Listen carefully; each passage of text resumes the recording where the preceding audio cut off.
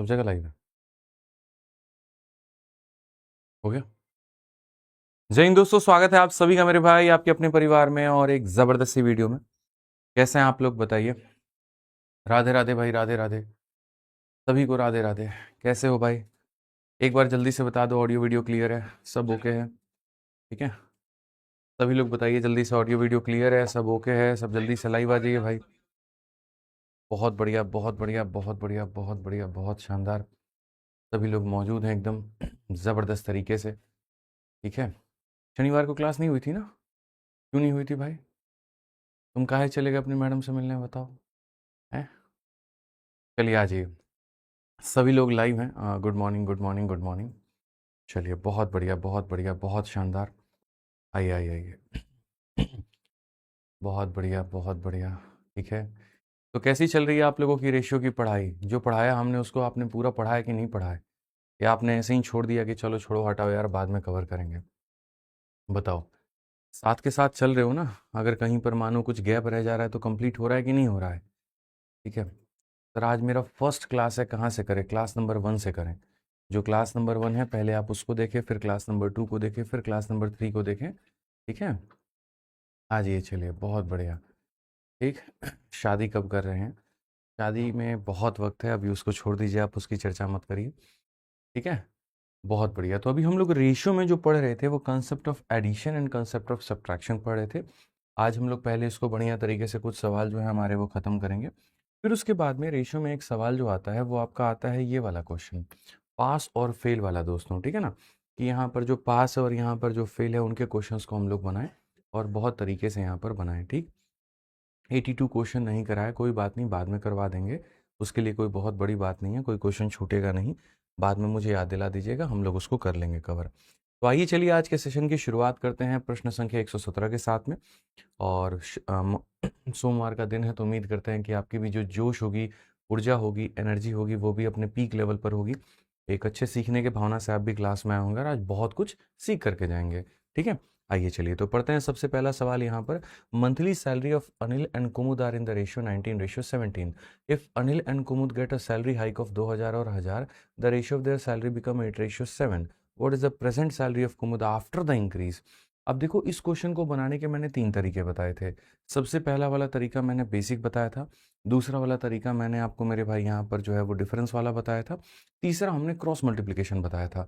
तो ऐसे सवालों में कभी भी जो हम लगाते हैं वो क्रॉस मल्टीप्लिकेशन, कि भाई दो लोगों की जो सैलरी है वो इंक्रीज होने के पहले यहाँ पर इतना था, इतने इतने का हमने इंक्रीज किया है और उसके बाद में सैलरी हमारी इतनी हो गई है। तो हम यहाँ पर क्या करें?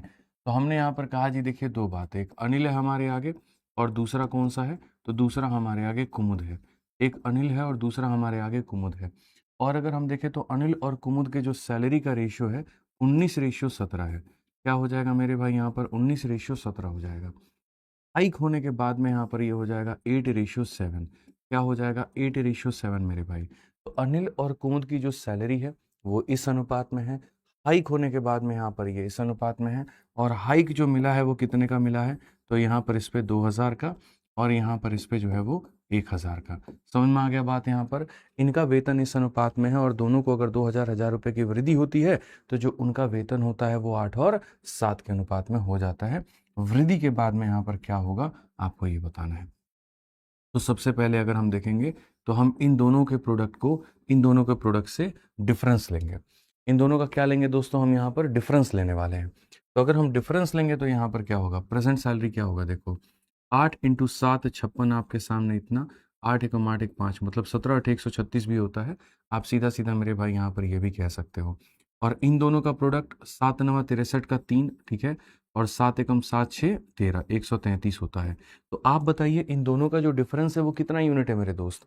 तो बोलेंगे गुरुजी 3 यूनिट है। ठीक है, बहुत लोगों के आंसर आ रहे हैं, बहुत बढ़िया बात है। तो क्रॉस मल्टीप्लिकेशन में क्या होता है कि सामने सामने के प्रोडक्ट का जो डिफरेंस होता है वो हम लेते हैं। तो एक तरफ में आपको 136 मिला, एक तरफ में आपको 133 मिला। 136 में से 133 गया तो कितना यूनिट हो जाएगा? 3 यूनिट हो जाएगा। कितना यूनिट हो जाएगा? 3 यूनिट हो जाएगा। अब उसके बाद में अगर आप देखेंगे तो 2000 का 7 गुना 14,000 होता है और 1000 का 8 गुना 1000 होता है। 14,000 में से 8,000 गया तो मेरे भाई यहाँ पर 6,000 हो जाएगा। तो 3 यूनिट का मान अगर 6,000 हो जाएगा तो 1 यूनिट का मान कितना हो जाएगा? 2,000। 1 यूनिट का मान कितना हो जाएगा 2000। 1 यूनिट का मान कितना हो जाएगा मेरे दोस्त 2000 हो जाएगा। ठीक है, अब लोग यहाँ पर क्या करते हैं, क्वेश्चन में यहाँ पूछा गया वृद्धि के बाद में कुमुद का वर्तमान वेतन। तो मैं आपको बता रहा हूँ दो तरह का वेतन होता है। पहला वेतन यहाँ पर ये होता है वृद्धि के पहले और ये होता है वृद्धि के बाद में, ऐसा आपको लगता है और इसीलिए आप गलती कर देते हो। आप 1 यूनिट का मान 2000 निकालते हो तो ये 38,000 और ये 34,000 बिल्कुल भी सही है, कोई दिक्कत की बात नहीं है। लेकिन ये 16,000 और ये 14,000 नहीं हो सकता। खुद ही सोचो, किसी इंसान की सैलरी अगर 38,000 है तो वृद्धि के बाद में 16,000 कैसे हो सकता है। इसका मतलब आप कभी भी यहाँ पर ये वाला क्रॉस मल्टीप्लिकेशन में इस रेशियो को आप डायरेक्ट नहीं निकालोगे, ये हो जाएगा आपका ओल्ड और आपको ओल्ड ही निकालना पड़ेगा। 1 यूनिट का मान बच्चों 2000 है, तो अगर 1 यूनिट का मान मेरे भाई यहाँ पर 2000 है तो कुमुद भाई की सैलरी कितनी है, तो यहाँ पर 1 यूनिट का मान 2000 तो 17 यूनिट का मान कितना 34,000। कितना मेरे भाई यहाँ पर 34,000 और 34,000 की सैलरी में 34,000 के सैलरी में 1,000 का इंक्रीज, तो यानी सैलरी कितनी हो जाएगी 35,000 हो जाएगी। तो आफ्टर इंक्रीज कितना हो जाएगा, तो आफ्टर इंक्रीज 35,000 हो जाएगा। ऑप्शन नंबर जो डी होगा वो करेक्ट आंसर होगा। जितने भी साथी हमारे ऑप्शन नंबर डी आंसर दे रहे हैं बिल्कुल सही उत्तर दे रहे हैं, कहीं पर कोई दिक्कत की बात नहीं है, कहीं कोई परेशानी की बात नहीं है। क्लियर है ये बात, यहाँ कोई दिक्कत की बात है, कोई परेशानी की बात है तो बताइए। तो ये छोटी सी बात है जो आपको समझने की आवश्यकता है, जो आपको सीखने की आवश्यकता है।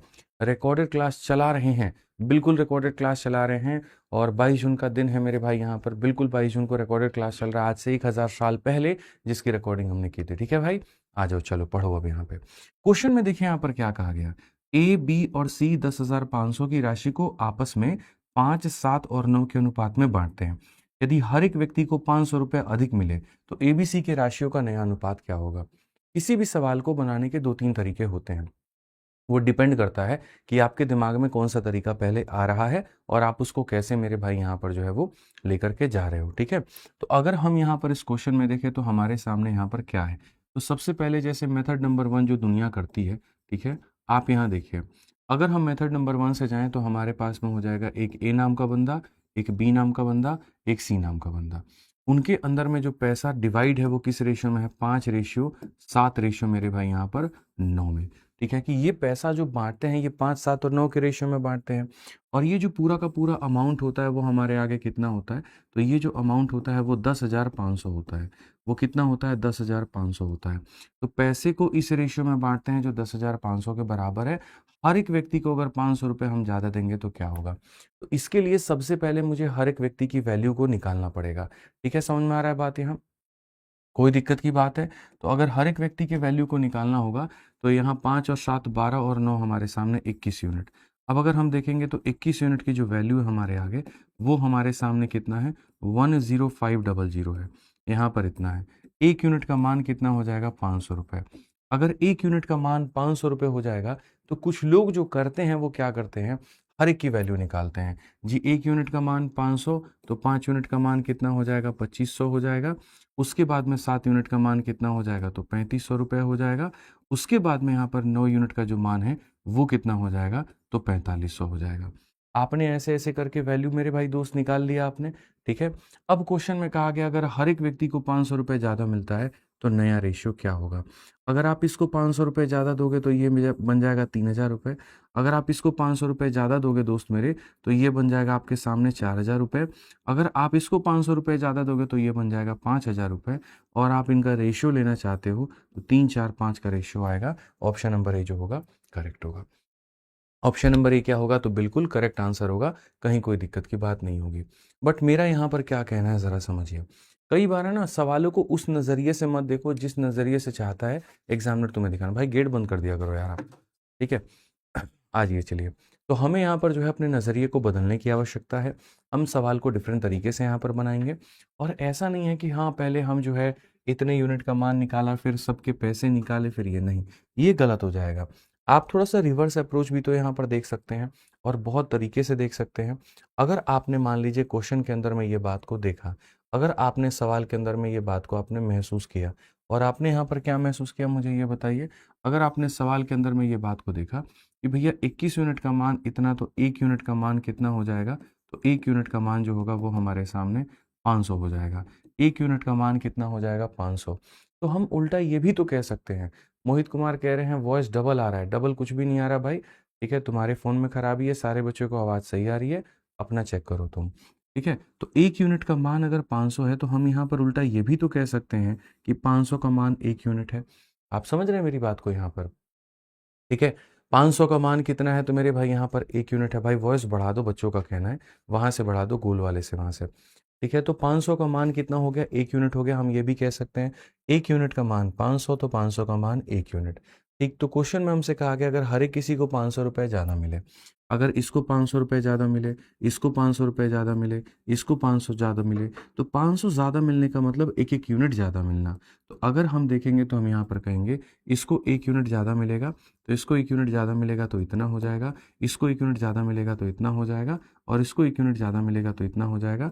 और आप चाहो तो इनका रेशियो ले सकते हो 3:4:5 में, 3:4:5 में, 3:4:5 में। क्लियर हो गया ये बात यहाँ पर? तो हमें ये वो गलत काम करने की ज़रूरत नहीं है कि पहले हम यहाँ पर पैसा है तो सबकी वैल्यू पैसे में निकालेंगे, सबको पैसे में जोड़ेंगे। ये सब काम नहीं करना, बिल्कुल भी नहीं करना, दूर दूर तक नहीं करना। हम उल्टा ये भी कर सकते हैं जी 1 यूनिट अगर 500 है तो 500 भी 1 यूनिट है। अगर मुझे 500 बढ़ाना है तो मैं 1 यूनिट बढ़ाऊंगा, अगर मुझे 1000 बढ़ाना है तो मैं 2 यूनिट बढ़ाऊंगा, अगर मुझे 1500 बढ़ाना है तो मैं 3 यूनिट बढ़ाऊंगा। और इस थॉट के साथ में हम यहाँ पर जा सकते हैं। ठीक है, क्लियर है ये बात? चलिए आ जाइए नेक्स्ट क्वेश्चन का आंसर फटाफट सारे के सारे लोग यहाँ दीजिए। बहुत ही प्यारा सवाल है, देखते हैं सबसे पहले आंसर कौन देता है। पी क्यू आर 12,600 की राशि को आपस में 2, 3 और 4 के अनुपात में बांट लेते हैं। हर एक व्यक्ति को 600 रुपये अधिक मिलेगा, तो पी क्यू आर का नया अनुपात क्या होगा? आप यहाँ देखिए पी क्यू और आर की अगर हम बात करते हैं तो भैया पी क्यू आर वाली कहानी यहाँ पर क्या है? तो पी क्यू आर की जो कहानी है वो अनुपात है 2:3:4। ठीक है, और ऐसे में अगर हम देखेंगे तो पूरा पूरा जो है वो कितना यूनिट है? 9 यूनिट है। और 9 यूनिट का मान यहाँ कितना दिया गया है सवाल में? तो 12,600 दिया गया है। 9 यूनिट का मान 12,600। 1 यूनिट का मान यहाँ पर कितना? 1400। 1 यूनिट का मान 9 एकम 9 1400। 1 यूनिट का मान कितना? 1400। और अगर 1 यूनिट का मान 1400 है, ठीक है, अब यहाँ पर क्या होगा आपको ये पता करना है कि अगर हर किसी में हम 600 बढ़ाते हैं तो क्या होगा। अब तुम यहाँ डायरेक्टली नहीं जा सकते, ठीक है, या तो तुम ऐसे रिलेट करो कि 1400 का मान 1 यूनिट है तो 600 का मान कितना यूनिट होगा, और उतना उतना यूनिट सब में जोड़ दो। नहीं तो मेरे भाई वापस वही तरीका कि भैया सबकी वैल्यू को निकाल करके तब 600 जोड़ करके और तब रेशियो निकाल दो। ठीक है, तो कोई दिक्कत नहीं है, आपको जैसे समझ में आप वैसे जा सकते हैं। तो आप यहाँ पर ये कहेंगे गुरुजी देखिए 1 यूनिट का मान हमारे सामने कितना आ गया? 1400। 2 यूनिट का मान हमारे सामने हो जाएगा 2800। 3 यूनिट का मान कितना हो जाएगा मेरे भाई यहाँ पर? 4200। 4 यूनिट का मान कितना हो जाएगा? 5600। ठीक है, क्वेश्चन में हमारे सामने साफ तौर पर कहा है हर एक किसी के अंदर में आप 600 अगर बढ़ा दें तो क्या होगा? इसमें 600 बढ़ा देंगे तो यहाँ पर ये हो जाएगा, उसमें 600 बढ़ा देंगे तो हमारे सामने यहाँ पर ये हो जाएगा, और अगले में 600 बढ़ा देंगे तो हमारे सामने ये हो जाएगा। आप अगर देखेंगे बहुत तरीके से तो यहाँ पर कहेंगे जी 2 से 17 हो गया, 2 से 24 हो गया, और 2 से 31 हो गया। 17, 24, 31 ऑप्शन नंबर ए जो है वो करेक्ट आंसर है। 17, 24 और 31 ऑप्शन नंबर ए जो है वो करेक्ट आंसर। 17, 24 और 31 ऑप्शन नंबर ए जो है वो करेक्ट आंसर है। क्लियर है ये बात? यहाँ कोई दिक्कत की बात है, कोई परेशानी की बात है तो बताइए। ठीक, आ जाइए। चलिए अब ये सारे सवाल तो बेसिक वाले आप लोग समझ गए, ठीक है, अब हम आगे बढ़ते हैं और आगे वाले क्वेश्चंस को हम लोग देखते हैं। ठीक, यहाँ पे आइए चलिए सवालों को पढ़ते हैं। A student in 3 batches of a dance class are in the ratio of 2:3:5। ठीक, यहाँ पर अगर हम देखेंगे तो हमारे सामने बच्चे इस अनुपात में हैं। 20 student are added to each of the batches, the ratio changes to मेरे भाई यहाँ पर इतना। तो ये रेशियो जो है ये बदल करके कहाँ तक पहुँच जाता है? ये रेशियो हमारे सामने इतना बदल जाता है। Total number of student in 3 batches before the increase. दोस्त मेरे इसमें 2 तरह के सवाल होते हैं जो तुम लोगों को नहीं पता है। पहला वाला जो क्वेश्चन होता है वो क्या होता है? देखो मैं बताता हूँ। एक नृत्य कक्षा के 3 बैच में छात्रों का जो अनुपात है, भाई छात्र हमारे सामने 2:3 अनुपात कितना होते हैं? 5 होते हैं। और प्रत्येक के बैच में 20 छात्र बढ़ाने के बाद में आपने इसमें 20 बढ़ा दिया, आपने इसमें 20 बढ़ा दिया, और आपने इसमें 20 बढ़ा दिया, और 20 बढ़ाने के बाद में जो अनुपात आएगा वो 4:5:7 हो जाएगा। हर एक जगह पर आपने कितना बढ़ाया? 20 बढ़ाया। हर एक जगह पर आपने कितना बढ़ाया, 20 बढ़ाया। तो हर एक जगह पर 20 बढ़ाने के बाद में यहाँ पर ये हमारे सामने अनुपात हो जाएगा। तो वृद्धि से पहले 3 बैचों में छात्रों की कुल संख्या, ये वृद्धि हुई है, इसके पहले यहाँ तीनों बैचों में छात्रों की टोटल एक संख्या हमारे सामने कितनी है, हमसे यहाँ पर ये पूछा गया है। ठीक है। अब अगर हम यहाँ पर देखें तो देखो 2 तरह का सवाल होता है। आपने हर बच्चे में कितना बढ़ाया है, देखिएगा, फोकस करिएगा। तो आप कहेंगे गुरुजी देखिए, हमने इसमें भी यहाँ पर 20 बढ़ाया, हमने यहाँ पर भी 20 बढ़ाया और हमने यहाँ पर भी 20 बढ़ाया। तो देखो वैल्यू का बढ़ना सेम है, तो यूनिट भी देखा करो कि क्या हर जगह बराबर यूनिट बढ़ा है। तो आप बोलोगे जी हाँ गुरुजी, देखिएगा 2 यूनिट में कितना जोड़ा गया, तो 2 यूनिट जोड़ा गया। ऐसे ही यहाँ 3 में कितना जोड़ा गया, तो 2 जोड़ा गया। ऐसे ही 5 में कितना जोड़ा गया, 2 यूनिट जोड़ा गया। तो यानी 20 बढ़ रहा है, तो 2 यूनिट बढ़ रहा है, तो कोई दिक्कत नहीं है। मैं अब आपको यहाँ पर एक बात बताता हूँ, देखिए क्या होता है असल में क्वेश्चन में। एक तो ये वाला क्वेश्चन हो जाता है, दूसरा क्वेश्चन यहाँ पर क्या होता है, ठीक है, यहाँ पर कि जिसमें आपका यूनिट सेम नहीं बदलता है। अगर आप यहाँ देखेंगे तो जैसे यहाँ देखिए, इसमें आपने क्या किया, हर किसी में 4 किलो बढ़ाया है, लेकिन यहाँ 2 यूनिट बढ़ा है, यहाँ पर मेरे भाई 3 यूनिट बढ़ा है और यहाँ 4 यूनिट बढ़ा है। तो ये 2 तरह के क्वेश्चन पिछले 2 सालों के अंदर में आए हुए थे। बच्चों को सिर्फ और सिर्फ एक ही टाइप का क्वेश्चन पता था, और जब एक ही टाइप का पता था तो वो सिर्फ बना करके भी आए, तो उसी को आए और वहीं पर हो गई उनसे गलती। तो ये आपको नहीं करना है पेपर में, ठीक है। अभी तो रेशियो मैंने शुरू किया, अभी आप देखो बहुत अच्छे अच्छे लेवल के क्वेश्चंस हैं, बढ़िया बढ़िया टाइप है, बढ़िया बढ़िया कंसेप्ट है, और आपको सब सीखना है सिलेक्शन के लिए। तो 4 कंसेप्ट सीख करके सोचो सिलेक्शन हो जाएगा, तो ये संभव नहीं है, ठीक है। तो जैसा मैंने आपको बच्चों यहाँ पर बताया, तो मैं साफ तौर पर यहाँ बात कर पाऊँ आप लोगों से, तो मैं ये बात कह सकता हूँ कि हर किसी में 2-2 यूनिट हमारा बढ़ा है और वैल्यू भी इतनी बढ़ी है। तो यहीं से हम लोग एक रिलेशन निकाल सकते हैं कि 2 यूनिट का मान ही 20 है। तो अगर 2 यूनिट का मान 20 है तो 1 यूनिट का मान कितना हो जाएगा, 10 हो जाएगा। और अगर 1 यूनिट का मान 10 हो जाएगा, तो क्वेश्चन में कहा गया वृद्धि से पहले तीनों बैचों में छात्रों की कुल संख्या, ठीक है। तो 1 यूनिट का मान 10 है, तो यहाँ पर ये है 20 छात्र, यहाँ पर है 30 छात्र और यहाँ पर है 50 छात्र। तो टोटल हमारे सामने कितना है, तो टोटल हमारे सामने 100 छात्र है, और 100 छात्र है तो कौन सा ऑप्शन है, ऑप्शन नंबर जो बी है वो करेक्ट आंसर है। ऑप्शन नंबर जो बी है मेरे भाई यहाँ पर वो करेक्ट आंसर है। क्लियर है एक बात, बहुत शानदार। जितने लोग ऑप्शन नंबर बी को यानी 100 आंसर बता रहे हैं, बिल्कुल सही बता रहे हैं, ठीक है। ये दिखा रहा है कि आप एकदम रेगुलर है और पढ़ रहे हैं। आज मुझे बहुत दुख है यहाँ पर कि काफ़ी सारे बच्चे अभी 10:30 हो गया और अभी तक वो क्लास में नहीं आए हैं, ठीक है। बिल्कुल भी ये नहीं चलेगा, यूट्यूब पर स्पेशली मैं ये बात कह रहा हूँ। 6,000-7,000 बच्चे रहते हैं, 4,000 बच्चे ही आज हैं मौजूद क्लास में, ठीक है। और फिर आप यहाँ पर ये कहेंगे जी हमारा सिलेक्शन नहीं हो रहा है, तो कोई बात नहीं, नुकसान आपका हो रहा है, रेगुलर आप नहीं हैं, मैं तो रेगुलर हूँ जी, ठीक है। इस बात को मान के चलिए, अगर आपको कंटेंट दिया जा रहा है और आप तब भी नहीं पढ़ रहे हैं, तो भैया फिर तो कोई भी दुनिया की ताकत आपका भला नहीं कर सकती है। फिर तो आप खोजते रहिए, फिर क्या ही कहेंगे हम, ठीक है। एक इंजीनियरिंग पाठ्यक्रम के 3 बैचों में छात्रों का जो प्रारंभिक अनुपात था वो 4, 5 और 6 था। तो शुरू में जो बच्चों का मेरे भाई अनुपात था वो कितना था, 4 हो गया, 5 हो गया और 6 हो गया। ये हमारे सामने था। प्रत्येक बैच में 30 छात्र जोड़े जाते हैं। यहाँ भी 30 छात्र जोड़ दीजिए, यहाँ भी 30 छात्र जोड़ दीजिए और यहाँ भी आप 30 छात्र जोड़ दीजिए। हर एक बैच में आपने 30 छात्रों को जोड़ दिया है, तो आपके सामने जो अनुपात है वो 7:8:9 हो जाएगा। आपके सामने जो है वो यहाँ पर इतना हो जाएगा। तो कहा गया कि जी जोड़ने से पहले तीनों बैचों को मिलाकर के संख्या कितनी है। हर एक बच्चे से मुझे आंसर चाहिए, सभी के सभी लोग आंसर देंगे। आप यहाँ पर कहेंगे आपने हर किसी में 30 जोड़ा, 30 जोड़ा, 30 जोड़ा। यूनिट देखिए, 4 में 3, 5 में 3, 6 में 3। तो यहाँ पर आप ये कह सकते हैं जी 3 यूनिट का मान यहाँ पर क्या है, 3 यूनिट का मान यहाँ पर क्या हो जाएगा, तो 3 यूनिट का मान 30, तो 1 यूनिट का मान 10 और 1 यूनिट का मान 10, तो 4 का मान हो जाएगा 40, 5 का मान 50, 6 का मान 60 और अगर हम देखेंगे ऐसा तो हमारे सामने क्या हो जाएगा, 150 हो जाएगा। हमारे सामने क्या हो जाएगा, 150। ऑप्शन नंबर ए जो है वो, ऑप्शन नंबर ए जो है वो करेक्ट आंसर है। ऑप्शन नंबर ए जो है वो करेक्ट आंसर है। क्लियर है ये बात, यहाँ पे आ जाओ। तो ये तो छोटा क्वेश्चन था, तुम लोगों ने बना लिया, लेकिन अब इसके अंदर मैं कंसेप्ट अब इसको बना करके दिखाओ तो मैं मानूं। सेम क्वेश्चन तुम्हें लग रहा है यहाँ पर, ठीक है, सेम वही तुम्हें लग रही है कि ये चिंता है, बिंदु हटा दिया तो चिता बन गई। अब देख लो, एक मशीन के 3 अलग अलग घटकों का संचरात्मक वजन 1:2:3 के अनुपात में है। यदि प्रत्येक घटक का वजन 4 किलोग्राम बढ़ा दिया जाए तो नया वजन 3:5:7 के अनुपात में हो जाता है। सबसे भारी घटक का प्रारंभिक वजन ज्ञात करिए। अगर हम देखेंगे यहाँ पर तो जो अनुपात है वो 1:2 अनुपात मेरे भाई यहाँ पर 3 हो जाएगा। आपने यहाँ पर हर किसी में 4-4 किलो बढ़ा दिया है। अगर आपने हर किसी में 4-4 किलो बढ़ा दिया है तो यहाँ पर ये हमारे सामने इतना हो जाएगा। आप अगर कायदे से देखेंगे तो जो आपने बढ़ाया है वो हर किसी में कितना किलो बढ़ाया?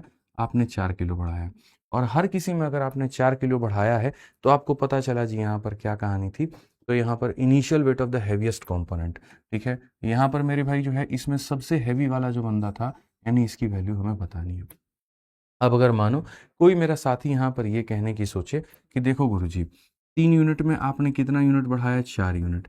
तो कोई अगर यहाँ पर ये कहने की सोचे जी 4 यूनिट का मान 4 किलो, तो 1 का मान 1 किलो, तो मेरे भाई 3 का मान 3 किलो, तो यहाँ जाकर के खोजेंगे 3 किलो, तो मिला ही नहीं। अगर आपके मन में होगा नहीं नहीं ऑप्शन सी होगा, जो देखो यहाँ 3 किलो होगा, तो वो भी नहीं है। अब ये बनेगा तो बनेगा कैसे? ठीक है, तो जैसे हर वो चीज़ जैसे दिखती है वैसा होता नहीं है। आपने पीछे वाले क्वेश्चन में देखा तो वहां पर क्या था कि भाई हर जगह का इंक्रीज सेम था। अगर 4 किलो 4 किलो 4 किलो बढ़ा रहे हैं तो जो यूनिट में इंक्रीज आ रहा है वो हर किसी का सेम है। यहाँ पर 2 यूनिट है, यहाँ 3 यूनिट है, और यहाँ कितना है? 4 यूनिट है। अब यहाँ हो गया डिफरेंस, जबकि पीछे वाले में यहाँ पर क्या होता था? तो पीछे वाले में मेरे भाई वहां पर जो है वो चीजें हमारी सेम होती थी, ठीक है। समझ में आ गया? तो अब हमें करना है, तो हमें करना क्या है? तो हमें करना है तो मेरे भाई यहाँ पर इस बात को बहुत तरीके से समझना है, बहुत अच्छे से समझना है, और हमें यहाँ पर देखना है कि कैसे क्या होगा। हमें यहाँ पर देखना है कि मेरे भाई यहाँ पर क्या होगा, ठीक है। समझ में आ रहा है बात? यहाँ पर कोई दिक्कत की बात है, कोई परेशानी की बात है, ठीक है। तो यहाँ पर अगर हम देखेंगे तो हम यहाँ पर क्या कहेंगे, आप समझिए इस बात को लेकर के, ठीक है। अब इसमें हम करेंगे तो कैसे करेंगे, क्या हमारा तरीका होगा इस सवाल को बनाने का? तो यदि अगर हम इस सवाल को बनाने की बात करते हैं तो यहाँ पर अगर आप देखेंगे तो बोलेंगे जी यहाँ पर क्या होता है, तो यहाँ पर इन दोनों का गैप कितना होता है? 1 यूनिट। इन दोनों का गैप कितना है मेरे भाई? 1 यूनिट, ठीक है। मैं आपको डिफरेंट तरीका एकदम दे रहा हूँ बनाने का, आप उसको देखिए, ठीक। और वहीं पर जब आप यहाँ पर गैप देखेंगे तो क्या हो जाएगा? 2 यूनिट, और यहाँ गैप देखेंगे तो क्या हो जाएगा? 2 यूनिट। तो याद करिए मैंने एक छोटी सी बात आप लोगों को सिखाया था। मैंने ये सिखाया था कि अगर आज मेरा छोटा भाई मेरे से 2 साल छोटा है, तो यकीन मानिए कई सालों के बाद में भी मेरे से वो 2 साल छोटा ही रहेगा। यानी मेरे और उसके उम्र में जो गैप होगा वो हमेशा कितने का होगा बच्चों? 2 यूनिट का होगा। तो अगर यहाँ पर इन दो संख्याओं में मेरे भाई 2 यूनिट का अंतर है, इनके अंदर में 2 यूनिट का अंतर है, ऐसे मान के चलिए, तो इसको जितना बढ़ाएंगे, जैसे मानो कोई संख्या सपोज करो 10 है और कोई संख्या 12 है, ठीक है। यहाँ पर इनके में कितने का गैप है? 2 का गैप है। अगर मैं इसमें भी 5 बढ़ाऊं और इसमें भी 5 बढ़ाऊं, तो 5 बढ़ाने के बाद ये 15 हो जाएगा, और 5 बढ़ाने के बाद में 17 हो जाएगा, ठीक है। तो यहाँ पर आप गैप देखोगे तो अभी भी गैप कितना रहेगा? 2 यूनिट रहेगा। तो मेरा यहाँ पर ये कहना है कि जब दो लोगों में इक्वल इंक्रीज हो जाए या दो लोगों में इक्वल डिक्रीज हो जाए, तो जितने का गैप होता है नीचे भी बाद में भी गैप क्या रहता है? उतने का ही रहता है। आप चाहे कुछ भी कर लीजिए, कोई फर्क नहीं पड़ता है। तो यहाँ पर आपने क्या किया? हर किसी में आपने 4 किलो बढ़ाया। वो अलग बात होती, इसमें 4 बढ़ाते, 6 बढ़ाते, 10 बढ़ाते, तो बात हमारी अलग होती। क्योंकि हर किसी में जो इंक्रीज आपने किया है वो आपने इक्वल किया है, और अगर आपने इंक्रीज को इक्वल किया है मेरे दोस्त यहाँ पे, तो उस केस में मैं आपको साफ तौर पर ये बात कहूंगा जी, आप यहाँ पर सवाल में क्या करें? इनको बराबर करें। अगर ये 2 है तो आप इसको भी मेरे भाई 2 बनाएं, ये 2 है तो इसको भी क्या करें? 2 बनाएं आप यहाँ पे। तो 2 बनाने के लिए इधर 2 से मल्टीप्लाई, आप यहाँ इधर 2 से मल्टीप्लाई, और आप यहाँ पर इधर 2 से मल्टीप्लाई, तो जाकर के आपकी बात बनेगी। अब अगर आप देखोगे तो आपका सारा का सारा जो गैप था अलग अलग करके अब वो सेम आ जाएगा। आप देखो 2 से 3 1 यूनिट, 4 से 5 1 यूनिट, 6 से 7 1 यूनिट। तो अब आप अगर देखोगे तो यहाँ बोलोगे जी 1 यूनिट है, और वैल्यू हमारे सामने कितनी है? तो वैल्यू हमारे सामने 4 केजी है। वैल्यू हमारे सामने कितनी है? तो 4 केजी है। तो initial weight of the heaviest component, तो जो सबसे हैवी वाला बंदा है बच्चों यहाँ पर, वो हमारे सामने कितने का है? तो 6 का है, ठीक है। तो 6 यूनिट हो गया। 1 यूनिट का मान 4 किलो, तो 6 यूनिट का मान कितना? 24 केजी। तो 24 केजी जो होगा वो करेक्ट होगा। एक बहुत ही सिंपल सी बात हमने आपको सिखाई, और मुझे लगता है कि आप वो बात सीख गए कि नहीं सर, जो बात कह रहे हैं वो बिल्कुल सही कह रहे हैं कि अगर 10 और 12 का मान लीजिए कोई व्यक्ति है, 5-5 बढ़ाने के बाद में भी अगर वो बढ़ेंगे तो 15-17 होंगे, तो भी गैप कितने का होगा? 2 का। तो जितना गैप था उतना ही गैप रहेगा, गैप नहीं चेंज होगा। गैप नहीं चेंज होगा मतलब नहीं चेंज होगा, ठीक। आज मैं यूट्यूब वाले बच्चों से बहुत नाराज हूँ, बहुत लेट आ रहे हैं क्लास में, ठीक है। अभी जाकर के 5,000 बच्चे हुए, लेकिन बहुत लेट हो आप लोग, ठीक है। एकदम ऐसे काम नहीं चलने वाला है। बहुत इंपॉर्टेंट कंसेप्ट होते हैं जो छूट जाएंगे, फिर बाद में आप खोजते रहेंगे, हाथ मलते रहेंगे, आपको नहीं सीखने को मिलेगा। ऐसे भी आप लोग की वीडियो प्राइवेट हो जाती है, आप लोग को टाइम पर आना चाहिए, आप लोग को ये बात सोचना चाहिए। सोमवार का दिन है, मंडे के दिन में ही अगर आप रूटीन में नहीं है तो बाकी वीक में हम आपको क्या एक्सपेक्टेशन आप लोगों से रख सकते हैं, आप बताइए। ठीक, आइए चलिए यहाँ पर पढ़िए। क्रिकेट टीम में 3 अलग-अलग बल्लेबाजों द्वारा बनाए गए रनों का अनुपात 2, 3 और 5 है। हर एक बल्लेबाज के रनों में 15 रन की वृद्धि अगर हम कर दें तो 5, 7 और 11 हो जाता है। सबसे कम बनाने वाले जो रन हैं मेरे भाई बल्लेबाज के प्रारंभिक रन याद करिए।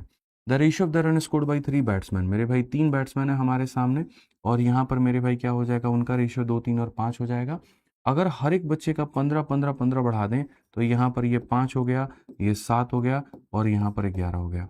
अब अगर कायदे से देखोगे तो आपने रन कितने बढ़ाए, 15 रन। आप कायदे से देखोगे तो रन आपने कितने बढ़ाए, तो 15 रन बढ़ाए। समझ में आ रहा है बात यहाँ पे?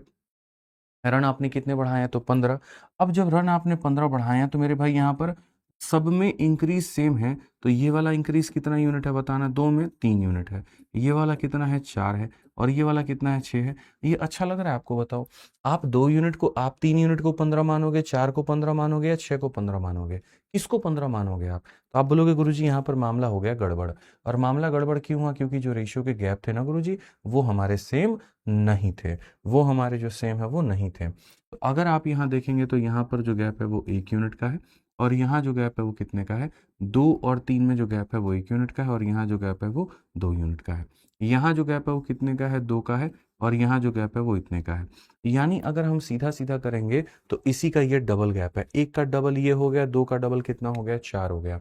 तो अगर मुझे यहाँ पर इसको सही करना है तो मुझे गैप को क्या करना पड़ेगा, सेम करना पड़ेगा। और अगर मुझे सेम करना पड़ेगा तो जैसे ये 2 है तो मुझे इसको भी 2 बनाना पड़ेगा। तो अगर इसको 2 बनाना पड़ेगा तो हम यहाँ पर क्या कहेंगे, तो इंटू 2 कहेंगे, ठीक है। और यहाँ पर जैसे मान लो इसको भी क्या कहेंगे, तो इंटू हम 2 कहेंगे। क्लियर है ये बात? यहाँ कोई दिक्कत की बात है, कोई परेशानी की बात है तो बताइए, ठीक है। अब अगर हम यहाँ देखें तो हम यहाँ पर ये बात है, ठीक है। यहाँ पर अगर हम देखें तो हम यहाँ पर क्या कहेंगे जी, 2 यूनिट यहाँ पर ये है, ठीक। तो यहाँ पर ये कितना है, 4 यूनिट है। तो ऐसे ही 2 यूनिट ये है तो ये भी हमारा कितना है, तो 4 यूनिट है।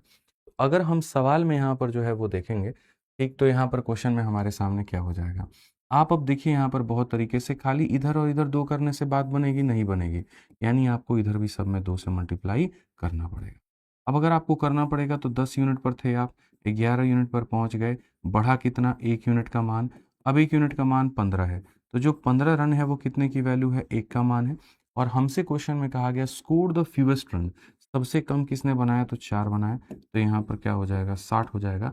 और 60 हो जाएगा तो कौन सा ऑप्शन आएगा, ए जो है वो करेक्ट आंसर है। ए जो है वो क्या होगा, करेक्ट आंसर होगा। ए जो होगा वो यहाँ पर क्या होगा, करेक्ट आंसर होगा, ठीक है। आइए चलिए आगे बढ़ते हैं और आगे यहाँ पर देखते हैं आगे यहाँ पर क्या कहा गया। बहुत बढ़िया तरीके से आप यहाँ पर पढ़िए क्या कहा गया, पढ़िए।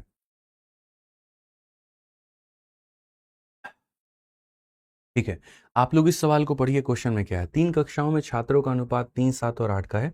अगर हर एक किसी में हम 6 छात्र बढ़ा देते हैं तो अनुपात 11, 23 और 26 हो जाता है। वृद्धि से पहले तीनों में यहाँ पर क्या था। देखो यहाँ पर तुम्हारा कितना बढ़ रहा है, तो बोलोगे गुरुजी 8 बढ़ रहा है। और यहाँ पर कितना बढ़ रहा है, तो मेरे भाई यहाँ पर जो है 16 बढ़ रहा है। यहाँ पर तुम्हारे सामने कितना बढ़ रहा है, तो जी 18 बढ़ रहा है। तो जो गैप है वो हमारा सेम नहीं है, मतलब एक तरीके से, ठीक। तो हम इसको कैसे बनाएंगे जरा वो देखिए। तो कहेंगे स्टूडेंट 3 क्लास में क्या है, जल्दी फटाफट सारे के सारे आंसर दो अगर आंसर तुम्हारे आ गए हैं तो। मेरे भाई कक्षा में छात्रों का अनुपात हमारे सामने इतना था, हमने बच्चों की संख्या को ऐड कर दिया, तो अब हमारे सामने जो अनुपात आ गया वो 11 अनुपात 23 अनुपात कितना आ गया, तो भैया मेरे 26 आ गया, ठीक है। अब अगर हम यहाँ गैप देखते हैं तो हम यहाँ पर क्या कहेंगे, तो यहाँ पर ये जो गैप है वो 4 का है और यहाँ पर जो गैप है वो 1 का है, यहाँ पर जो गैप है वो 6 का है और यहाँ पर जो गैप है वो कुल मिलाकर के कितने का है, 3 का है, ठीक। अब यहाँ पर भाई होगा तो होगा क्या, सही है ना। The student in the 3 classes are in the ratio 3, 7 and 8, 6 are added to each class. The ratio यहाँ पर ये हो जाता है, हर एक क्लास में आपने कितना ऐड किया है, तो 6 बालकों को आपने ऐड किया है। तो total number of student in the 3 class before the increase. अब मेरे भाई यहाँ बना के दिखाओ, ठीक है। एक बार हमने कुछ गड़बड़ किया भाई, ठीक है। और 11 और यहाँ पर क्या हो जाएगा, 12 का गैप यहाँ पर है, यहाँ पर 3 का गैप है, ठीक। तो यहाँ पर बात तो वही पड़ गई आपके सामने कि गुरुजी यही वाली कहानी हो गई। आपने कहा था गैप को सेम रखिए और आपने गैप को सेम नहीं रखा अभी तक। यहाँ पर अगर 3 है तो यहाँ भी कितना होना चाहिए, 3 होना चाहिए। तो हमको उसके लिए किससे मल्टीप्लाई करना पड़ेगा, मल्टीप्लाई बाई 3 करना पड़ेगा। तो यदि अगर हम मल्टीप्लाई बाई 3 करते हैं तो हमारी बात बन जाएगी। इसको नहीं मल्टीप्लाई करेंगे, इसको मल्टीप्लाई बाई 3 करेंगे तो ये भी हमारा मल्टीप्लाई बाई 3 हो जाएगा। तो यहाँ पर भी मल्टीप्लाई बाई 3, यहाँ भी मल्टीप्लाई बाई 3, यहाँ भी मल्टीप्लाई बाई 3।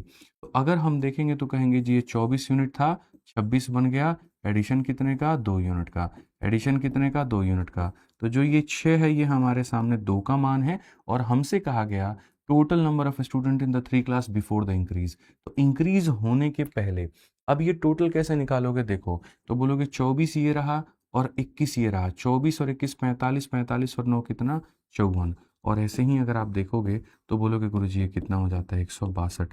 कौन सा ऑप्शन है, तो ऑप्शन नंबर ए जो है वो करेक्ट है। तो पेपर में आप लोगों के आगे बच्चों 2 क्वेश्चन आता है, एक यहाँ पर हो जाता है इक्वल इंक्रीज वाला करके, मतलब जिसका रेशियो में भी इक्वल इंक्रीज हो, और दूसरा होता है कि इंक्रीज तो इक्वल हो रहा होता है लेकिन सबके रेशियो में जो इंक्रीमेंट होती है वो इक्वल नहीं होती है, वो अनइक्वल रहती है। ठीक है, आ जाओ चलो। अब इसके बाद में जैसे मैं साफ तौर पर आपको ये बात बता दूं कि भाई मेरे आप यहाँ पर जो प्रैक्टिस कर लेना वो अपनी इन किताबों से कर लेना। ठीक है, मार्केट में इस समय सबसे ज़्यादा अपडेटेड, सबसे ज़्यादा टू द पॉइंट अगर कोई बुक्स हैं तो एसएससी के अंदर में ये है। बाकी लोगों ने अभी वही पुरानी एडिशन को चला रहे हैं, 2024 और 23 के क्वेश्चन को छाप के बेच रहे हैं। ठीक है, बट सबसे ज़्यादा अगर कोई अपडेटेड है यहाँ पर तो ये है। तो एसएससी की प्रैक्टिस करनी होगी तो इससे कर लीजिएगा, और रेलवे की बच्चों करनी होगी तो आप यहाँ पर इससे कर लीजिएगा तरीके से। ठीक है, इन क्वेश्चंस की प्रैक्टिस आप यहाँ पर कर लीजिएगा। आइए चलिए टाइप नंबर 8 पढ़ते हैं।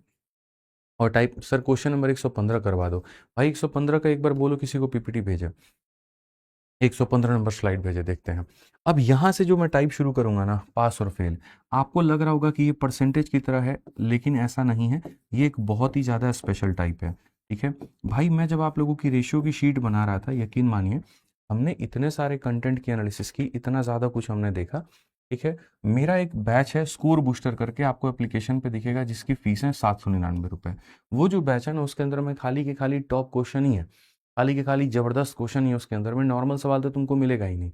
हमने उसकी पूरी की पूरी शीट की रेफरेंस ली, उसके बाद में आपके जो पीवाईक्यू थे हमने उसका पूरा पूरा रेफरेंस लिया, उसके बाद में आपका क्वेश्चन कहाँ से सेट होता है, वेंडर भी तो भाई क्वेश्चन बनाती है तो उसका भी तो अगला पिछला इतिहास देखना पड़ता है, हमने वहाँ भी देखा।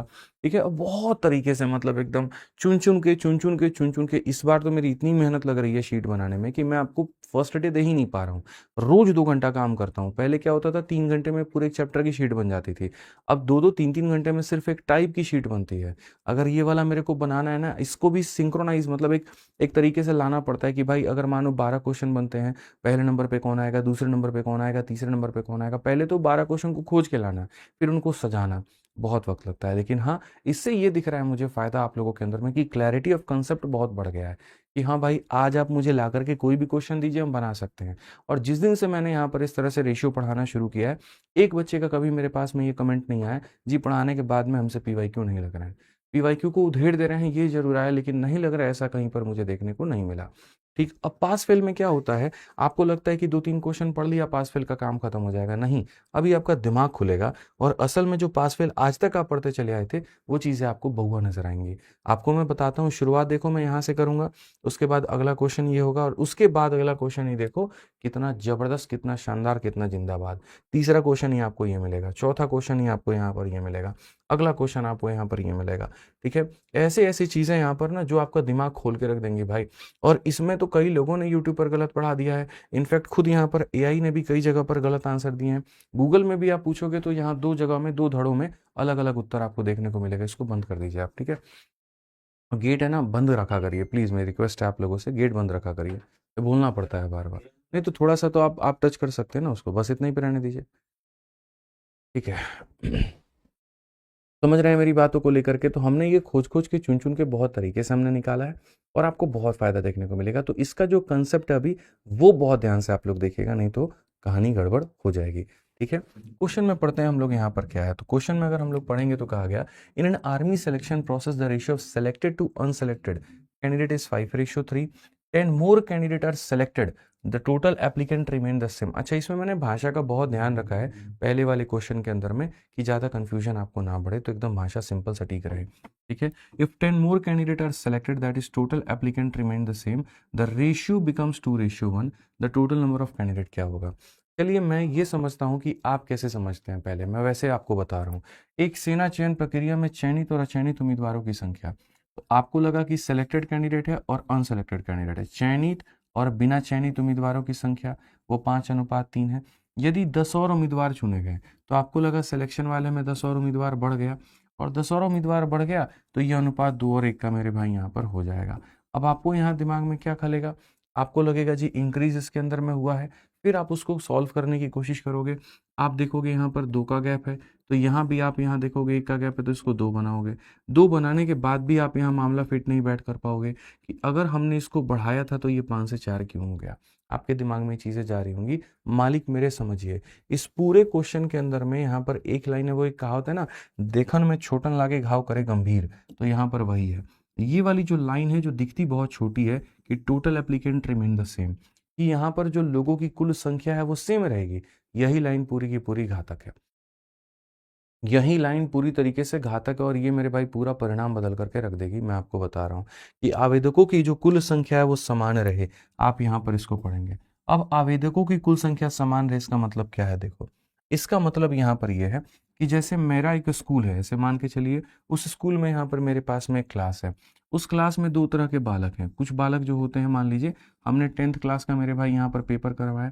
10th क्लास के पेपर में क्या हुआ, पास किए बच्चे और कुछ फेल किए। कुल मिलाकर के ऐसे मान लीजिए कि 100 बालक थे। ठीक है, 100 बच्चों में यहाँ पर क्या हुआ, 70 बच्चे पास किए और 30 बच्चे फेल किए। और ये मैंने यहाँ पर बात की थी फर्स्ट सेमेस्टर की।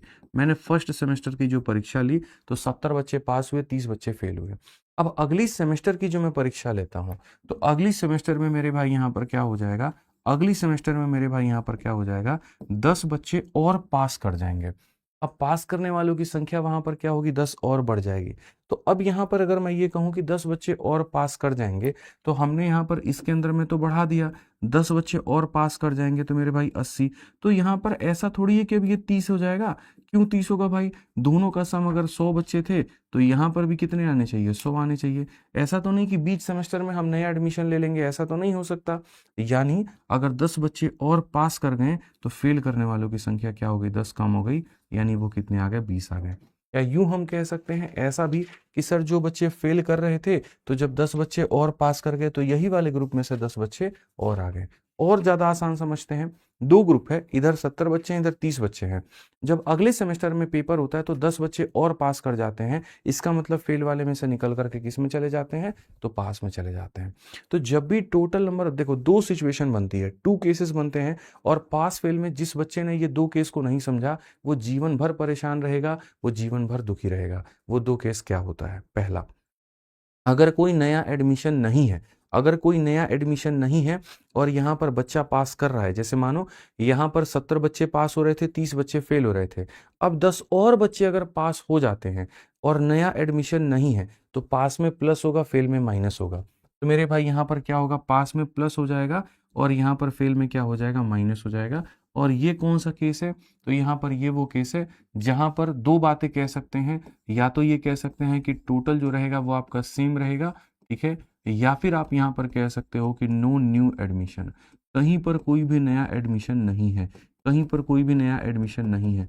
तो वैसे केस में आप यहाँ पर ये कहोगे, आप इसमें जितना बढ़ाओगे इतना उसमें कम होगा। या हो सकता है अगले सेमेस्टर में ऐसा भी हो जाए कि मेरे भाई अगले सेमेस्टर में फेल करने वालों की संख्या में 10 और बढ़ोतरी हो गई, तो अगर इसमें प्लस होगा तो इसमें क्या होगा, माइनस। बेसिकली एक के पास में जाना है तो दूसरे से कटना पड़ेगा, क्योंकि टोटल जो है वो लोगों का सेम है। ये बढ़ेगा तो ये कम होगा, या ये बढ़ेगा तो ये कम होगा, इस केस में मेरे भाई जब टोटल सेम हो। दूसरा जो कंडीशन होता है वो यहाँ पर क्या होता है, दूसरा कंडीशन होता है जब न्यू एडमिशन्स आते हैं, न्यू एडमिशन्स मेरे भाई यहाँ पर जब न्यू एडमिशन्स आएंगे, न्यू एडमिशन्स के केस में क्या होगा, मान लीजिए क्लास के अंदर में 100 बच्चे थे और हमने फर्स्ट सेमेस्टर का टेस्ट कराया, तो मेरे भाई उस 100 बच्चों के अंदर में पास होने वाले और फेल होने वालों की कहानी क्या थी, तो आप ऐसे कहेंगे जी 70 पास हुए और यहाँ 30 क्या हुए, फेल हुए। अगले सेमेस्टर में बाहर से 20 बच्चे आते हैं और 20 बच्चे आने के बाद में अब ये टोटल हमारा कितना हो जाता है, इतना, और जो 20 बच्चे आते हैं मेरे भाई वो आकर के सीधा सीधा पेपर को क्या कर जाते हैं, पास कर जाते हैं। ठीक है, बाहर से 20 बच्चे आते हैं और आकर के सीधा सीधा पास कर जाते हैं, तो यहाँ 70 में 20 जोड़ दो तो 90 हो जाएगा, 120 में अगर ये 90 है तो ये कितना हो जाएगा, इतना। तो उस केस में आपने यहाँ पर क्या देखा, उस केस में आपने यहाँ पर देखा कि वैल्यू तो इसकी बढ़ी है लेकिन इसमें कमी नहीं हुई है।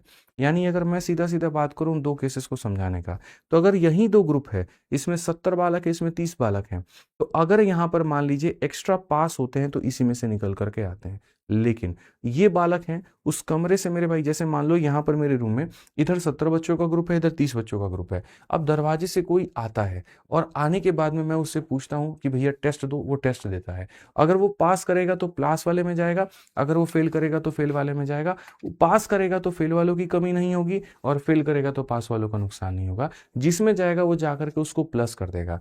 तो पास और फेल में मुझे आपको यही समझाना है कि दो तरह के कंसेप्ट होते हैं। कंसेप्ट नंबर 1, जब हमारा टोटल सेम होगा तो इसमें बढ़ेगा तो इसमें कमी आएगी। और कंसेप्ट नंबर 2, जब हमारा टोटल सेम नहीं होगा, ठीक है, या नए एडमिशन्स आएंगे तो उसमें अगर आप एक में बढ़ाएंगे तो आप दूसरे को कम नहीं करेंगे। मैं बोल रहा हूं, बस इसी को तुम अपने शब्दों में नोट करके अपने कॉपी में लिख लेना, ठीक है। बाकी तो जो मैं कराऊंगा वो प्रैक्टिस के माध्यम से कराऊंगा। और इनको बनाने का जो सबसे सटीक तरीका है वो क्या है, ठीक है। एक आर्मी में सिलेक्शन प्रोसेस में सेलेक्टेड और अनसेलेक्टेड आप ऐसे लिखा करो। सेलेक्टेड और अनसेलेक्टेड का जो रेशियो है मेरे भाई, ठीक है, अपने कुछ है मेरे भाई वो बराबर है 5/3 के। तो आप ऐसे मान लीजिए कि सिलेक्टेड और अनसेलेक्टेड की बात हो रही है। सिलेक्टेड हमारे सामने 5x था तो अनसेलेक्टेड हमारे सामने कितना था, 3x था, ठीक है। If 10 more candidate are selected, 10 बच्चे और हमारे सामने क्या हो गए हैं भाई, यहाँ पर सेलेक्ट हो गए हैं। 10 यहाँ पर 10 और उम्मीदवार अगर चुने जाते हैं तो मेरे भाई 10 और उम्मीदवार अगर चुने जाएंगे, ठीक है। और क्वेश्चन में मेरे भाई कहा कुल आवेदकों की संख्या समान रहे, टोटल सेम रहे। तो अगर टोटल सेम रहेगा तो इसमें ऐड होगा तो इसमें सबट्रैक्ट करना पड़ेगा। और क्वेश्चन में आपको कहेगा नहीं कि तुम इसको सबट्रैक्ट करो, लेकिन तुमको अपना कॉमन सेंस लगाना होगा कि गुरुजी अगर इसमें ऐड हो रहा है तो इसमें क्या होगा, सबट्रैक्ट होगा। जब तक क्लास के अंदर में कोई नया बच्चा ना आ जाए तब तक इस बात को याद रखना। 10 और पास हुए तो 10 इधर से फेल हो जाएंगे, ठीक है। या फेल वाली संख्या में से कम होगी तो जाकर के उसमें जुड़ जाएगा। और अब ये रेशियो बन गया हमारे सामने 2:1। बस अब आप इसको हल कर लीजिए। जब आप इसको हल करेंगे तो यहाँ पर आपके सामने 5x + 10 हो जाएगा और यहाँ पर आपके सामने 6x - 20 हो जाएगा। 20 में जाकर के जोड़ेंगे इतना और 6 में से 5 घटाएंगे इतना, x का मान 30 है। अब x का मान अगर 30 है तो टोटल जो कैंडिडेट थे वो हमारे सामने कितने थे, तो टोटल कैंडिडेट दोस्त हमारे सामने वो कितने हो गए, तो 5 और 3 8x हो गए। तो 8 × x की वैल्यू यानी हमारे सामने कितना, 240। तो पास और फेल वाले में हमें ये कंसेप्ट लगाना होता है जी। अगर total number of candidate same होंगे तो याद रखिए अगर सिलेक्शन में 10 बढ़ाएंगे तो अनसेलेक्टेड में क्या करना पड़ेगा, 10 कम करना, ठीक है। आइए चलिए आगे बढ़ते हैं और आगे 126 नंबर क्वेश्चन हम लोग देखते हैं। बहुत तरीके से, बहुत प्यार से, बहुत अच्छे से देखते हैं इस सवाल का उत्तर कितने लोग दे पाते हैं। In a competitive exam the ratio of the pass and fail is candidate is 9:2। 30 more candidate fail, ठीक है, the ratio of pass to fail become इतना, ठीक है। Find the total number of candidate who originally appeared. एक प्रतियोगिता परीक्षा में उत्तीर्ण और अनुत्तीर्ण उम्मीदवारों की संख्या। अगर हम यहाँ पर देखेंगे तो मेरे भाई यहाँ पर पास हो गया और यहाँ पर फेल हो गया, ठीक है। अगर हम यही देखें तो इनकी संख्या हमारे सामने 9x हो जाएगी और यहाँ पर क्या हो जाएगा, तो 2x हो जाएगा, ठीक है। 30 मोर कैंडिडेट फेल, अगर मेरे भाई यहाँ पर फेल करने वालों की संख्या में हम 30 बढ़ा देते हैं तो भाई ऐसा तो नहीं है, देखो जैसे एक ये ग्रुप है और यहाँ पर ये ग्रुप है। अब अगला जब पेपर करवाते हैं पता चलता है फेल करने वालों की संख्या और बढ़ जाती है, तो इसका मतलब पास करने वालों की संख्या कम हो जाएगी। यहीं पर कुछ बच्चे ऐसे थे जो बेचारे पास कर रहे थे, अगली सेमेस्टर में पेपर बहुत टफ आ गया तो वो फेल कर गए, ठीक है। तो इधर से ही 30 बच्चे कट के इधर चले गए।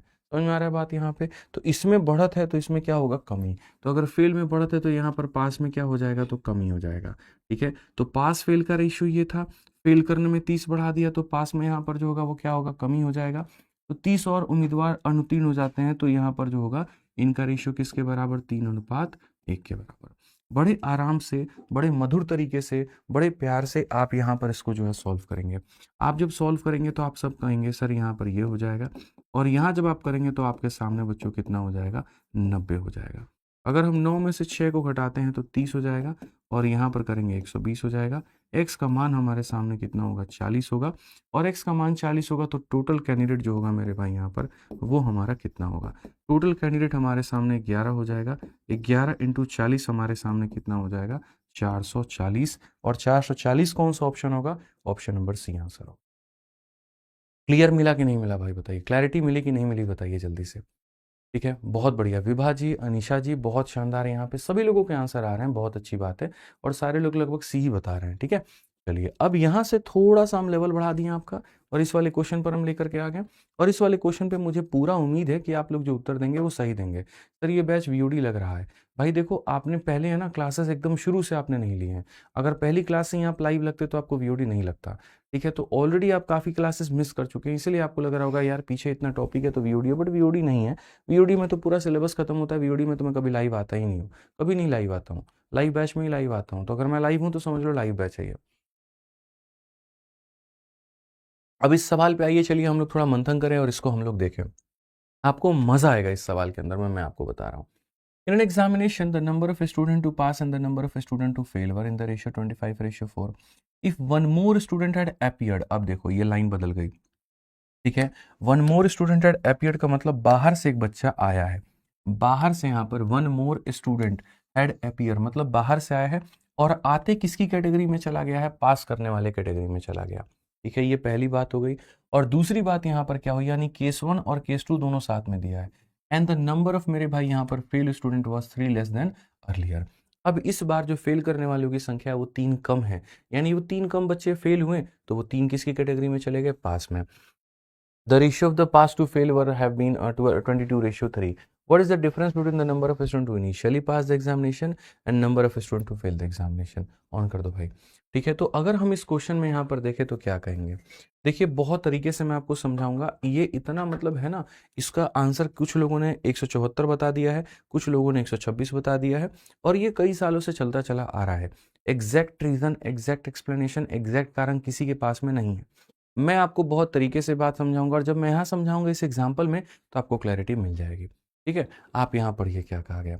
एक परीक्षा में उत्तीर्ण और अनुत्तीर्ण विद्यार्थियों की संख्या का अनुपात 25:4 है, यानी पास और फेल का इतना है। तो जब आप यहाँ पर इतना ही सा लाइन पढ़ते हैं पास और फेल को लेकर के, तो आपको ज़्यादा कुछ नहीं करना है, आपको सबसे पहले तो यही लिखना है कि जी पास और फेल के बारे में हमने सोचा, और हमने यहाँ देखा जी 25x हो गया, और यहाँ पर हमारे सामने क्या हो गया, तो जी 4x हो गया। पास और फेल करने वालों की संख्या हमारे सामने यहाँ पर इतनी हो गई। ठीक है, यदि एक और विद्यार्थी परीक्षा में भाग लेता है, जब तुम इस लाइन की बात करते हो ना दोस्त, एक और विद्यार्थी परीक्षा में भाग लेता है, इसका मतलब ऐसे मान के चलो जैसे ये कमरा है, इसमें 5 लोग पास किए हैं, 2 लोग फेल किए हैं, बाहर से एक बच्चा आता है और आकर के वो पास वाले में जुड़ जाए, तो इससे किसकी वैल्यू बढ़ेगी, पास में, उसमें +1 करेंगे। अगर वो आकर के फेल वाले ग्रुप में बैठ जाए तो किसकी वैल्यू बढ़ेगी, तो फेल की बढ़ेगी। तो यहाँ पर क्या होता है, एक और विद्यार्थी आकर के भाग लेता है और होकर के उत्तीर्ण हो जाता है, तो यहाँ पर आकर के क्या हो जाएगा, +1 हो जाएगा। अब आप बोलोगे गुरुजी यहाँ +1 किए तो यहाँ -1 करिए, नहीं, जब टोटल सेम होता है, जब टोटल सेम होता है, तो अगर मान लीजिए यहाँ ऐड करते हैं तो यहाँ माइनस, यहाँ ऐड करते हैं तो यहाँ माइनस। ठीक है, यहाँ पर बात क्या हो रही है, बाहर से एक व्यक्ति आया, आकर के पास कर गया, तो आकर के पास कर गया तो आकर के इसमें जोड़ देंगे, बाहर से एक व्यक्ति आया और आकर के फेल कर गया तो इसमें जोड़ देंगे, लेकिन एक में जोड़ेंगे तो दूसरे में हम नहीं घटाएंगे। एक्स्ट्रा कोई कैंडिडेट आता है, एक्स्ट्रा कोई कैंडिडेट आता है तो मेरे भाई वहां पर वो एक्स्ट्रा का काम करता है। ठीक है, अब दूसरी बात, साथ ही मेरे भाई फेल होने वालों की संख्या पिछली संख्या से 3 कम है। अब यहाँ पर फेल होने वालों की संख्या 3 संख्या मेरे भाई कम होती है, तो अगर हम देखेंगे फेल होने वालों की संख्या 3 कम है, क्या ये 3 विद्यार्थी बाहर से आए थे, ऐसा तो नहीं है कि वो 3 विद्यार्थी बाहर से आए और फेल वाले ग्रुप में चले गए, नहीं। अब जब मैंने पेपर करवाया था तो यहाँ पर पास वाले बालक थे और यहाँ फेल वाले बालक थे। पास वाले बालक पहले 25 होते थे और 4 होते थे। ठीक है, बाहर से एक व्यक्ति आता है, बाहर से एक व्यक्ति आता आकर के पास कर जाता है, तो इसीलिए इसमें मैंने कर दिया 1। ठीक है, और दूसरा केस यहाँ पर क्या बना कि अब मैंने पेपर कंडक्ट करवाया तो इसके अंदर में जो फेल होने वाले बालक थे उन लोगों ने कसम खाई कि हम अपने अंदर इंप्रूवमेंट करेंगे, इसीलिए इसमें से कितने बच्चे कम हो गए, 3 बच्चे कम हो गए, तो इसमें 3 कम हो गए तो इसमें जाकर के क्या हो जाएंगे, जुड़ जाएंगे। जब फेल होने वालों की संख्या में 3 की कमी है, आप पढ़ सकते हैं फेल होने वालों की संख्या 3 से कम होगी, तो अगर यहाँ 3 कम होगी तो यहाँ क्या होगा, 3 जुड़ जाएगा। ठीक है, तो 2 केस इसके अंदर में इन्वॉल्व हैं। केस नंबर 1 बाहर से कोई आकर के होता है तो यहाँ जिसमें आकर के जुड़ेगा उसमें ऐड कर देंगे, इसको केस नंबर 1 बोलते हैं। और केस नंबर 2 यहाँ पर क्या होता है, फेल होने वालों की संख्या में अब 3 की कमी है, तो अगर इसमें कमी करेंगे तो इसमें यहाँ तुरंत हम उसको बढ़ा देंगे, और इसके कारण हमारे सामने पास और फेल का जो रेशियो है वो 22:3 हमारा बन जाएगा। सच अ ब्यूटीफुल क्वेश्चन, मजा आ जाएगा तुमको, स्वाद आ जाएगा, मैं तुमको बता रहा हूँ भाई। ठीक है, आप यहाँ पर देखिए, आप यहाँ पर क्या कहेंगे, तो बोलेंगे जी यहाँ पर हो जाएगा 3 × 25 हमारे सामने 75 हो जाएगा भाई, और 3 × 4 हमारे सामने 12 हो जाएगा, 22 का 4 गुना इतना हो जाएगा, और 22 का 3 गुना हमारे सामने इतना हो जाएगा। अगर हम देखते हैं तो यहाँ पर 78 हमारे सामने हो चुका है, और यहाँ पर अगर हम देखेंगे तो 13 हो चुका है। 13 का मान 78 है तो x का मान 6 है, और अगर x का मान 6 है तो क्वेश्चन में कहा गया what is the difference between the number of pass and fail. Pass और फेल में जो डिफरेंस है वो हमारे सामने कितने का है। तो मेरे भाई 25 और 4 मेरे भाई साफ तौर पर लिखेंगे, पास इतना है और फेल हमारे सामने इतना है। डिफरेंस हमारे सामने 21x का है, और 21x का है तो 21 इंटू 6 हमारे सामने 126 का है, और 126 का है तो कौन सा ऑप्शन होगा, बी जो होगा वो आंसर होगा। कौन सा होगा, तो बी जो होगा वो आंसर होगा। तो मुझे लगता है कि तरीके से आप इस बात को समझ पाए हो। बाहर से कोई आकर के अपियर करेगा तो खाली उसमें जोड़ देंगे, लेकिन इंटरनली में अगर ऐसा होगा कि मानो 3 बच्चे कम फेल हो गए तो फेल में कम करोगे तो प्लस में जो है पास में जो है प्लस करोगे जाके। ठीक है, आप एक और क्वेश्चन देखो, आपको और बढ़िया समझ में आएगा और आपको और ज़्यादा जो है वो बच्चों क्लैरिटी मिलेगी। 2-3 क्वेश्चन आप लगा लीजिए, उसके बाद में आप बेशक कमेंट में ये कहिएगा हमको नहीं समझ में आया, तुमको ये नहीं हुआ, तुमको वो नहीं हुआ, लेकिन मैं गारंटी कहता हूँ 2-3 क्वेश्चन मेरे कराने के बाद में आप ये कह नहीं पाएंगे। आप पढ़िए, एक यहाँ पर in competitive exam the ratio of student to pass to that of fail was 15:2। ठीक है, तो एक कॉम्पिटिटिव एग्जाम में पास और फेल करने वालों का जो रेशियो है वो हमारे सामने 15:2 है, वो हमारे सामने 15:2 है। ठीक है, if 4 more student had appeared. अब बच्चों यहाँ पर इस लाइन का तुम लोग अर्थ समझ चुके हो, 4 मोर स्टूडेंट हैड अपीयर, इसका मतलब बाहर से 4 बच्चे आए हैं। अब तुमको यहाँ पर ये देखना है कि ये जो बच्चे आए हैं वो किसकी कैटेगरी में गए, वो पास में गए कि फेल में गए। तो दे हैड अपीयर्ड एंड पास, मतलब यहाँ पर वो आए हैं और आकर के इसके ग्रुप में जुड़ गए हैं। तो बहुत बढ़िया बात है, बस इतना हम लिख देंगे। अब उसके बाद में कहा गया number of fail student was 2 less than before. तो मेरे भाई यहाँ पर फेल में क्या हो गया, 2 लेस देन बिफोर है। अगर इधर 2 लेस है तो इधर 2 क्या हो जाएगा, तो मोर हो जाएगा। ध्यान रखो यहाँ पे। And the new ratio of pass to fail become 9:1। The new ratio of pass to fail become 9:1। What is the difference between number who initially pass and those fail. बहुत आसान है, आप 1 को 15 के साथ में करिए, इतना हो जाएगा। मेरे भाई यहाँ 4 और 2 6 है, 1 को 6 के साथ में करेंगे, इतना हो जाएगा। 9 को आप करेंगे तो 18 हो जाएगा, और यहाँ पर कितना 18 हो जाएगा। 18 में 6 को जोड़ेंगे तो आप यहाँ पर हो जाएगा 24, और यहाँ पर हो जाएगा 3x। मेरे भाई यहाँ पर x का मान 8 है, और x का मान 8 है तो डिफरेंस हमारे सामने कितना होगा, तो डिफरेंस हमारे सामने जो होगा वो मेरे भाई 15 में से 2 गया तो 13x हो जाएगा। वो 13x हो जाएगा, यानी 13 इंटू 8 हो जाएगा। 13 इंटू 8 यानी 104 हो जाएगा, और बच्चा बच्चा भी इस सवाल का उत्तर जान जाएगा। जी, यहाँ पर आंसर कितना है, तो 104 है। अब क्लैरिटी मिली आप लोगों को। तो मैंने कहा था ना मुझे थोड़ा वक्त दीजिए, मैं 2-3 एग्जांपल्स के माध्यम से ऐसी क्लैरिटी दे दूंगा जो आपने एक्सपेक्ट भी नहीं किया होगा। आइए चलिए हम लोग आगे बढ़ते हैं और इस क्वेश्चन का आंसर हम लोग देखते हैं बच्चों। ये क्वेश्चन अगर तुम लोगों ने बना लिया तो मैं मान जाऊंगा कि तुम बड़े समझदार आदमी हो। देखो यहाँ पे, ठीक है, in examination the number of those who pass and number of those who fail और in the ratio 4:1। 35 less had appear. अब लो, 35 बच्चों की कमी हो गई तुरंत यहाँ पे। ठीक है, 35 बच्चों की तुरंत यहाँ पर क्या हो गई, तो मेरे भाई कमी हो गई यहाँ पे। And the number of failure were 9 more than that of earlier. ठीक है, the ratio of student to pass to number of student to fail were 2:1। Find the total number of student who appear in the examination. एक परीक्षा में पास होने वाले मेरे भाई कहीं ना कहीं और फेल होने वाले छात्रों की संख्या का अनुपात इतना था। 35 कम छात्र उपस्थित हुए। 35 बच्चे भैया इस बार पेपर ही नहीं दिए, और बोलो आप, 35 कम छात्र उपस्थित हुए, मतलब मेरी क्लास में 100 बच्चे टेस्ट देते हैं और अगली क्लास में 35 बच्चे आए ही नहीं। यानी जो टेस्ट हुआ वो कितने लोगों के बीच में हुआ, तो 65 लोगों के बीच में हुआ है। ये कहानी है। अगर हम यहाँ देखेंगे तो क्या कहेंगे, तो सर यहाँ पर 35 बच्चे जो है मेरे भाई कम उपस्थित हुए हैं, और ऐसे में फेल होने वाली संख्या 9 लोगों मेरे भाई यहाँ पर अधिक हो चुका है। तो उत्तीर्ण होने वाले और अनुत्तीर्ण वाले का अनुपात इतना हो जाता है। परीक्षा में शामिल होने वाले छात्रों की कुल संख्या ज्ञात करिए। आप इसको बना करके दिखा दीजिए, मैं मान जाऊंगा।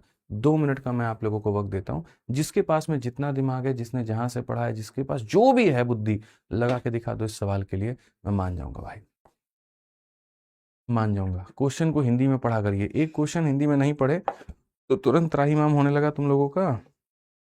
बताओ, सारे क्वेश्चन तो पढ़ते हैं कि नहीं पढ़े थे ना।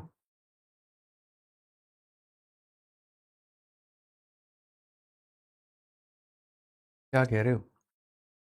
हाँ हाँ हाँ, मैं कर दूंगा।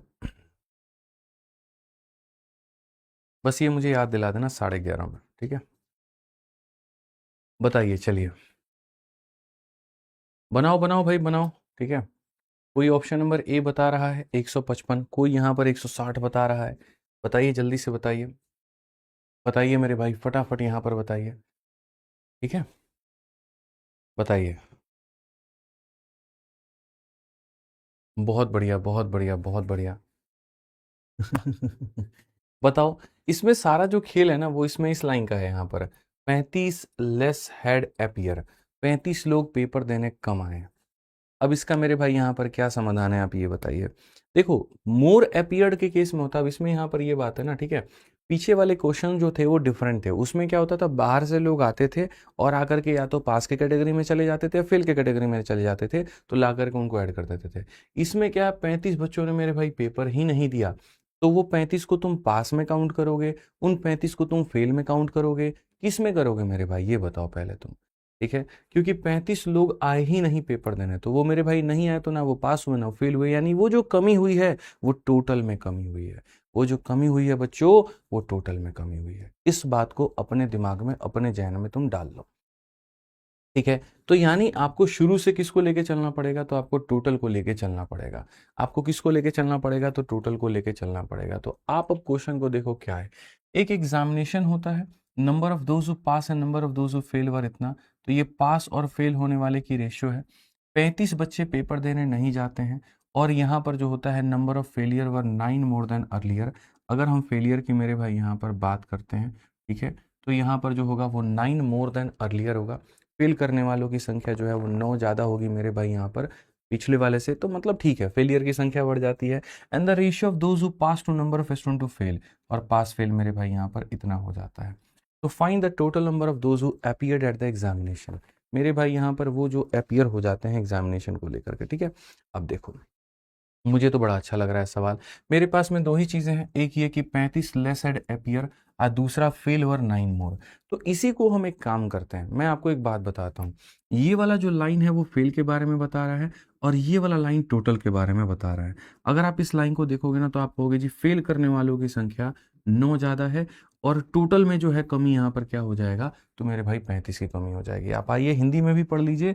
यदि मेरे भाई यहाँ पर 35 कम छात्र जो है उपस्थित हुए, यानी ये टोटल में कमी आ गई, और उसके बाद में यहाँ पर क्या होगा, तो मेरे भाई यहाँ पर जो है फेल होने वालों की संख्या में 9 की मेरे भाई वृद्धि हो गई। तो जब यहाँ चर्चा इन दो लोगों के बारे में है, एक चर्चा टोटल के बारे में है और एक चर्चा फेल होने के बारे में है, तो क्यों ना हम यहाँ पर एक काम करें, हम फेल का और टोटल का रेशियो लें। जहाँ पर हम हमेशा पास और फेल का रेशियो लेते हैं, हम ये काम ना करके हम यहाँ पर क्या करते हैं, तो मेरे भाई फेल का और यहाँ पर हम टोटल का, इन दोनों का रेशियो लेते हैं। अब बोलोगे ये दोनों का टोटल रेशियो कैसे लेंगे गुरुजी, मैं आपको सिखाता हूँ यहाँ पे। आप ये बताइए, पास आपके पास में 4x है, फेल आपके पास में 1x है। ठीक है, तो फेल जब करोगे तो कितना हो जाएगा, इतना। और जब टोटल की बात करोगे तो 4 और 1 कितना हो जाएगा, 5 हो जाएगा। तो अगर हम फेल करने वाले छात्रों की संख्या देखें तो इतना हो जाएगा, और अगर हम टोटल छात्रों की संख्या देखें तो इतना हो जाएगा। ठीक है, क्वेश्चन में यहाँ पर क्या कहा गया, 35 लेसड अपीयर, यानी टोटल में कितने की कमी हो गई, तो टोटल में 35 की कमी हो गई मेरे भाई यहाँ पे। ठीक है, और साथ में कहा गया नंबर ऑफ फेलियर वर 9 मोर, और फेल करने वालों की संख्या कितनी हो गई, तो 9 ज़्यादा हो गई।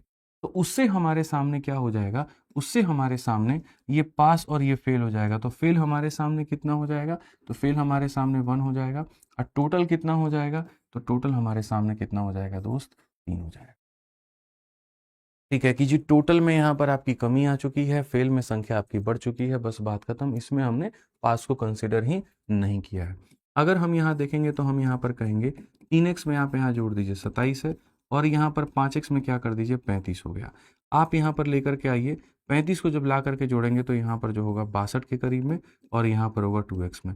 x की वैल्यू यहीं से हमारे सामने 31 है, और x का मान 31 है, तो total number of candidate who appear in the examination, total यहाँ पर कितने बालक पेपर को देने पहुंचे थे, तो मेरे भाई 5x बालक पहुंचे थे, यानी 5 इंटू एक्स की वैल्यू, तो आप यहाँ पर कहेंगे गुरुजी 155, और 155 मतलब ऑप्शन नंबर ए जो होगा वो करेक्ट।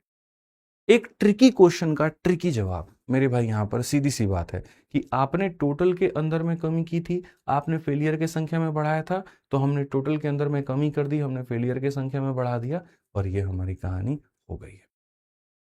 ठीक है, टोटल कैसे ले आए? किसी क्लास में टोटल बच्चे क्या होते हैं, पास होते हैं और प्लस फेल होते हैं।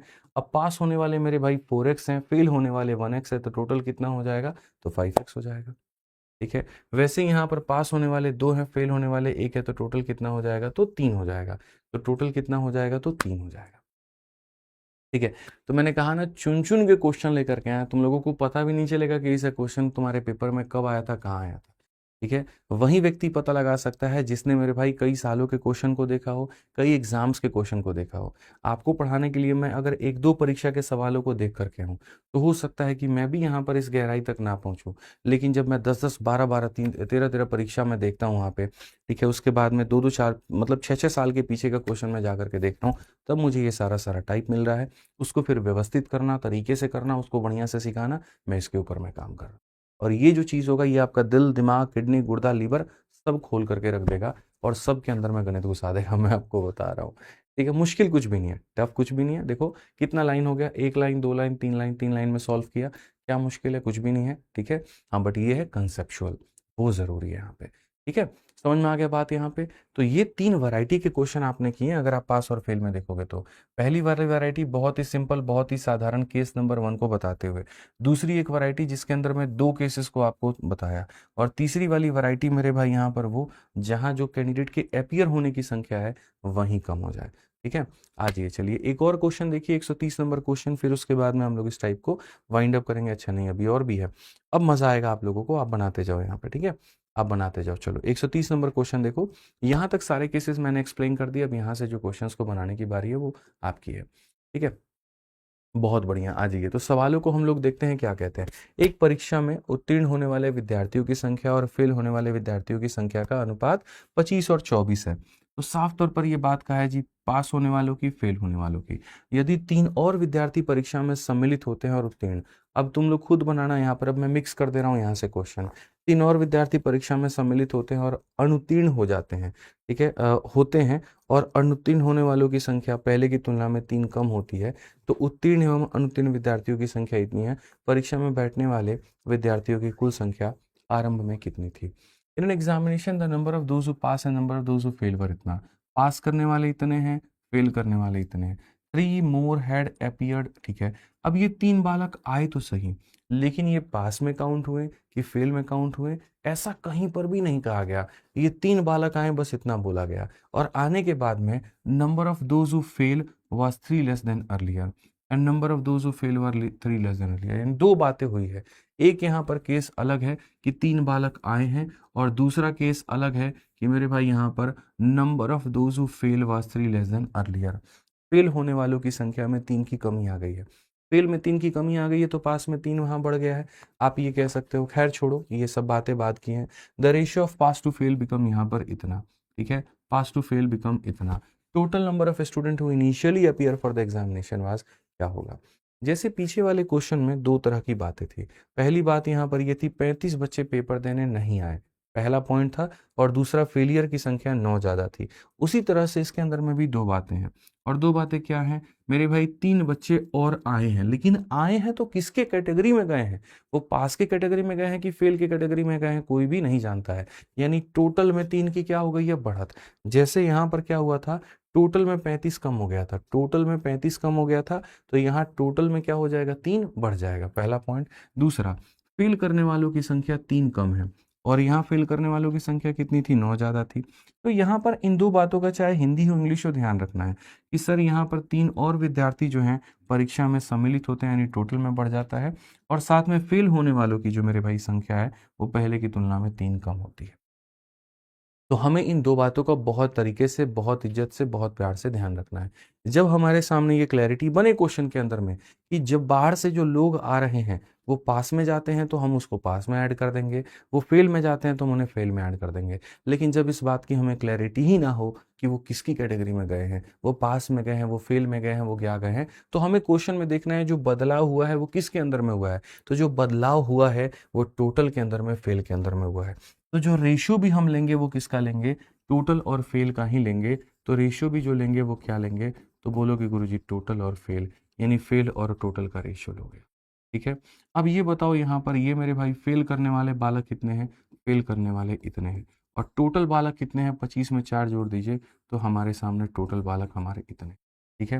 क्वेश्चन में कहा गया 3 मोर हैड अपीयर्ड, तो मेरे भाई टोटल में 3 हमारा बढ़ जाएगा, और साथ में कहा गया फेलियर की संख्या 3 कम हो जाएगी, तो फेलियर की संख्या 3 कम हो जाएगी, टोटल में 3 की बढ़त, फेलियर में 3 की कमी, और ये हमारे सामने हो जाएगा मेरे भाई 21:3।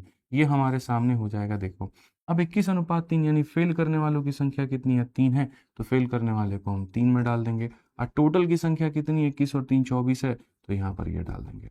मेरा इतना मन में था कि यार मैं ये सारे क्वेश्चंस आपको कराऊंगा, लेकिन फिर मैं ये सोच रहा था मैं समझाऊंगा कैसे, बट फाइनली यहाँ पर जो है आप भी बढ़िया से समझ गए और मैं भी बढ़िया से समझा पाया, ठीक है, बढ़िया रहा, ओवरऑल एवरीथिंग वाज ग्रेट। तो अगर हम देखते हैं तो यहाँ पर 8 चौके 32 हो गया हमारे सामने, और यहाँ पर ये 24 हो गया, और ये हमारे सामने 29 हो गया, और यहाँ पर ये हमारे सामने 3 हो गया। अगर हम देखेंगे तो यहाँ पर ये बात कहेंगे कि भाई 32 में से 29 को घटाओगे तो तुम्हारे सामने 3 आ जाएगा, और ये 24 को जाकर के जोड़ोगे तो तुम्हारे सामने 27।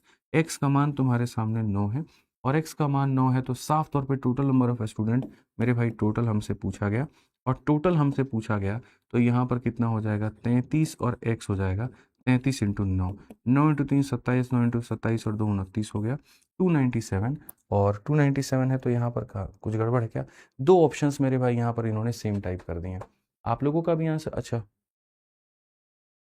ठीक है, माफ करिएगा, सॉरी, टोटल जो है वो 33 नहीं है, टोटल जो है हमारे सामने 25 और 4 29 है, तो 29 है, तो 29 और इंटू एक्स का मान मेरे भाई यहाँ 9 9 81, 9 दूनी 18, और 18 6 कितना हो जाएगा, 18 8 26 हो जाएगा मेरे भाई यहाँ पर 261।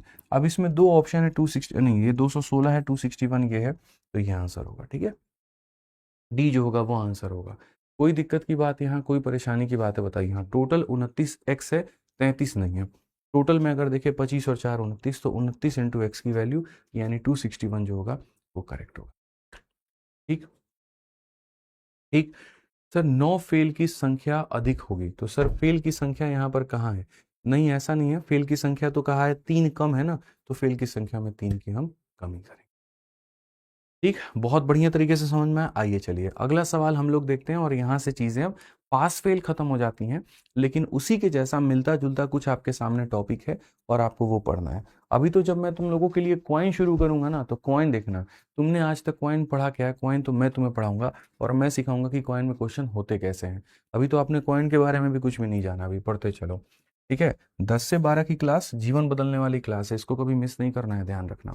12वीं कक्षा में छात्रों की जो कुल संख्या हमारे सामने कितनी है, तो यहाँ पर हमारे सामने 360 है, और उनमें से विज्ञान और मानविकी के जो छात्रों की संख्या का अनुपात है 2 और 3 है। जब कुछ नए छात्र दाखिल होते हैं तो विज्ञान के छात्रों की संख्या में 18 की वृद्धि होती है, और विज्ञान के छात्र और मानविकी के छात्रों का अनुपात इतना में परिवर्तित हो जाता है।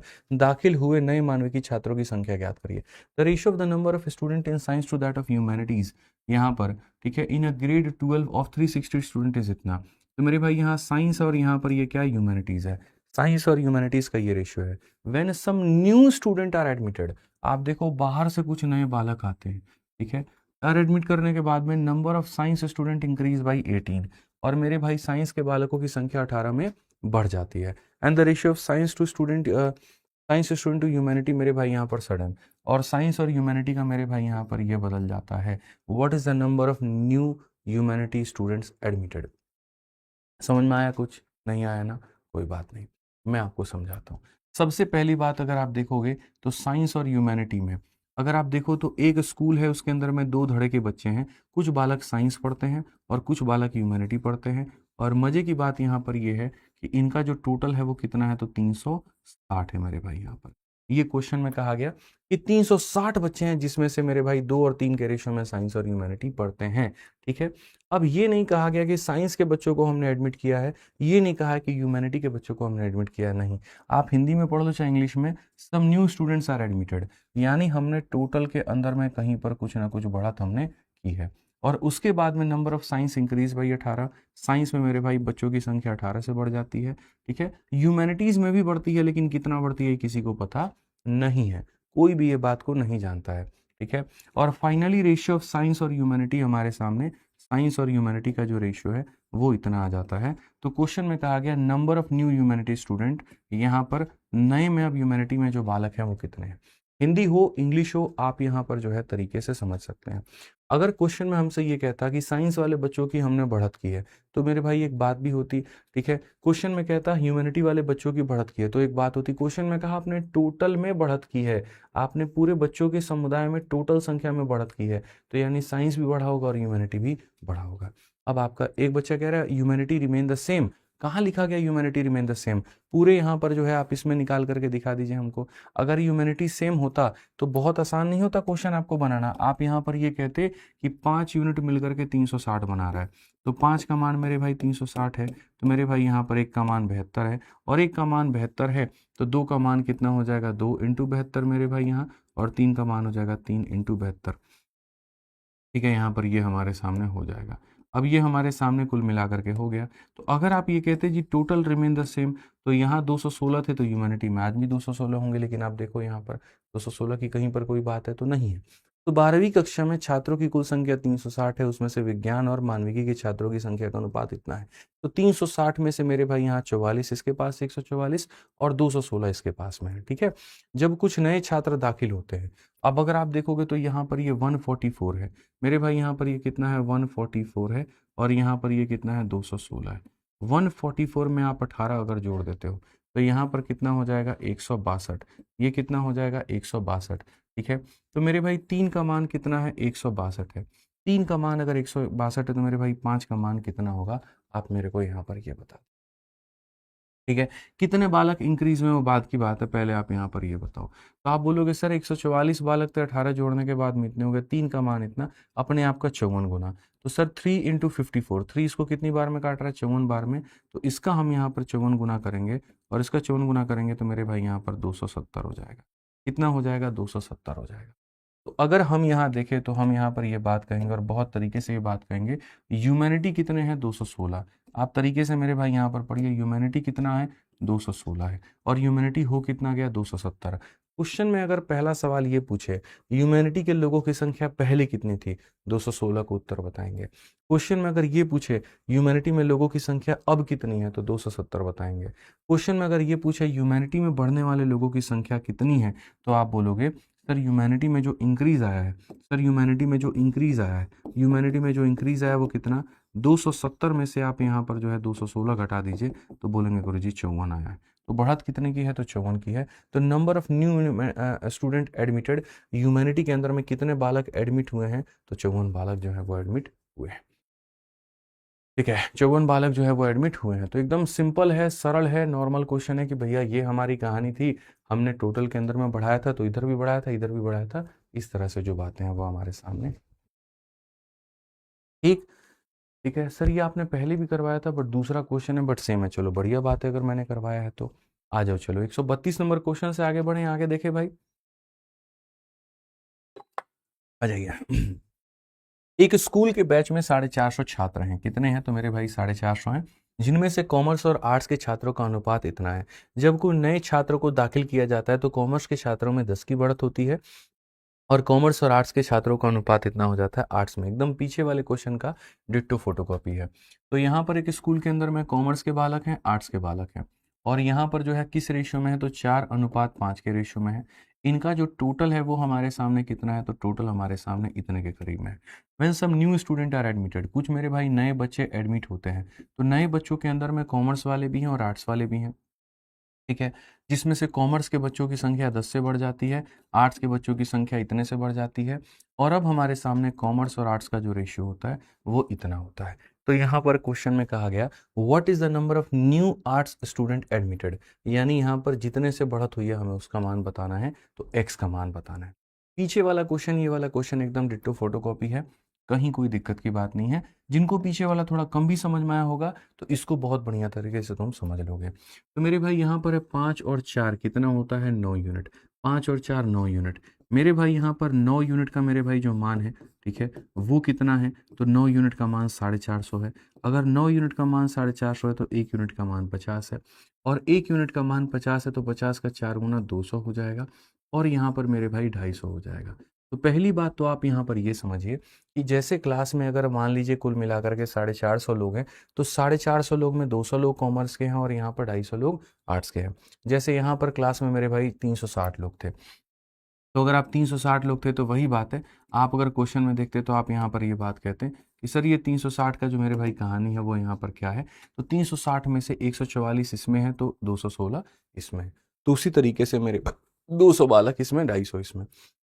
अब 200 में से 10 बढ़ा दोगे तो मेरे भाई अब जो हो जाएगा संख्या वो कितना हो जाएगा, 210 हो जाएगा।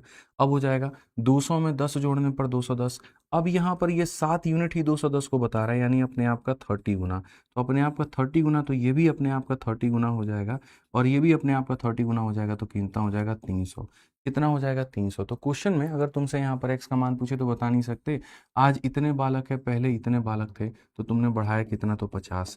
तो आप बोलोगे जी 300 में से आपने यहाँ पर जो है वो 250 खत्म कर दिया, तो बढ़ाया कितना जी, 50। और बढ़ाया अगर 50 तो option number D for Devasena. D for क्या हो जाएगा, देवसेना हो जाएगा। तो नॉर्मल क्वेश्चन है, कहीं कोई दिक्कत की बात यहाँ पर नहीं है। आइए चलिए थोड़ा सा कबूतर, चिड़िया और ये वाला क्वेश्चन भी हम लोग देखते हैं।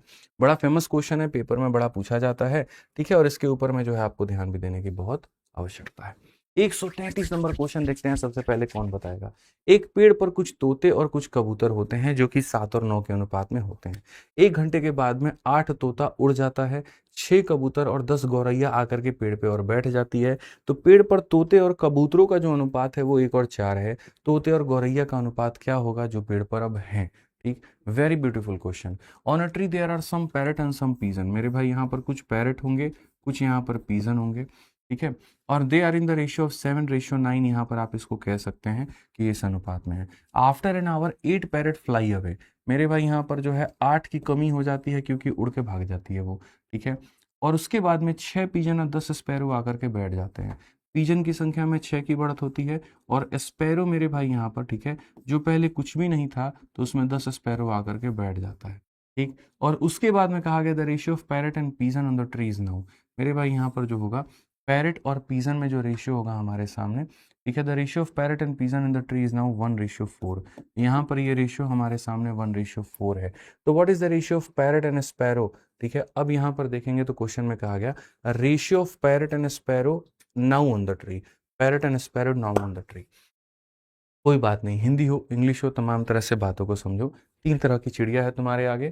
सबसे पहले पैरट का मतलब होता है तोता, पीजन का मतलब होता है कबूतर, स्पैरो का मतलब होता है गौरैया। शुरू में यहाँ पर क्या था, तो शुरू में इसमें 7 और 9 के अनुपात में ये थे, ठीक है। फिर उसके बाद में यहाँ पर तोते में 8 की संख्या में कमी हो जाएगी और यहाँ पर कबूतर में इतना बढ़ जाएगा।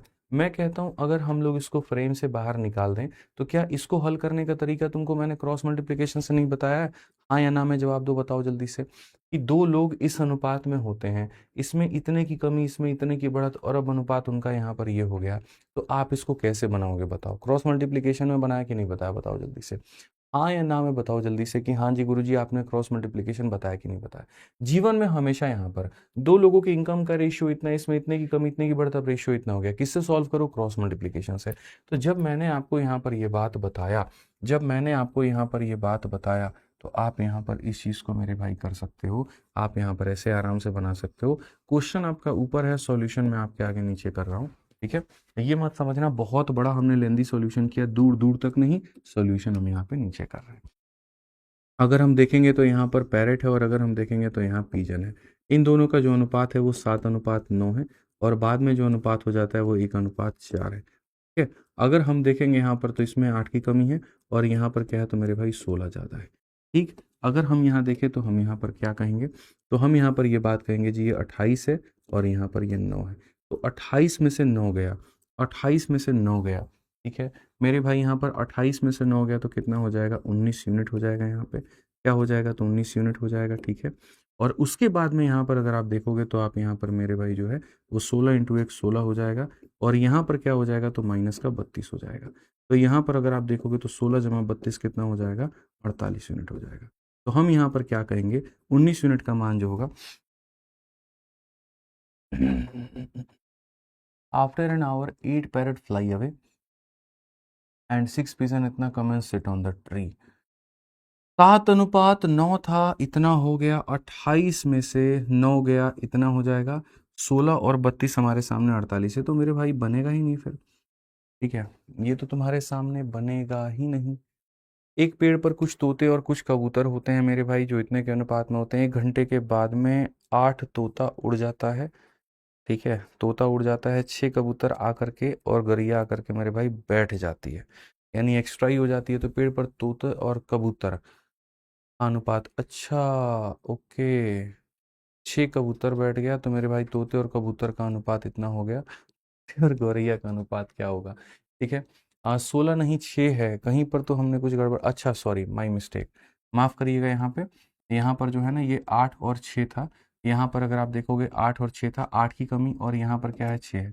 मैं कह रहा था कहीं पर कुछ है, गड़बड़ है। ठीक है, माय मिस्टेक। यहाँ पे आप देखिए, यहाँ पर फिर से मैं कह देता हूँ, 7:9 थे, वो हो गया, 1:4 था, वो हो गया, 8 और 6 ये हो गया। तो यहाँ पर ये 28 में से 9 गया तो कितना हो जाएगा मेरे भाई? यहाँ पर 19 यूनिट हो जाएगा भाई। ठीक है, और यहाँ पर बोलोगे गुरुजी 6 है, और यहाँ पर माइनस में से -12 है।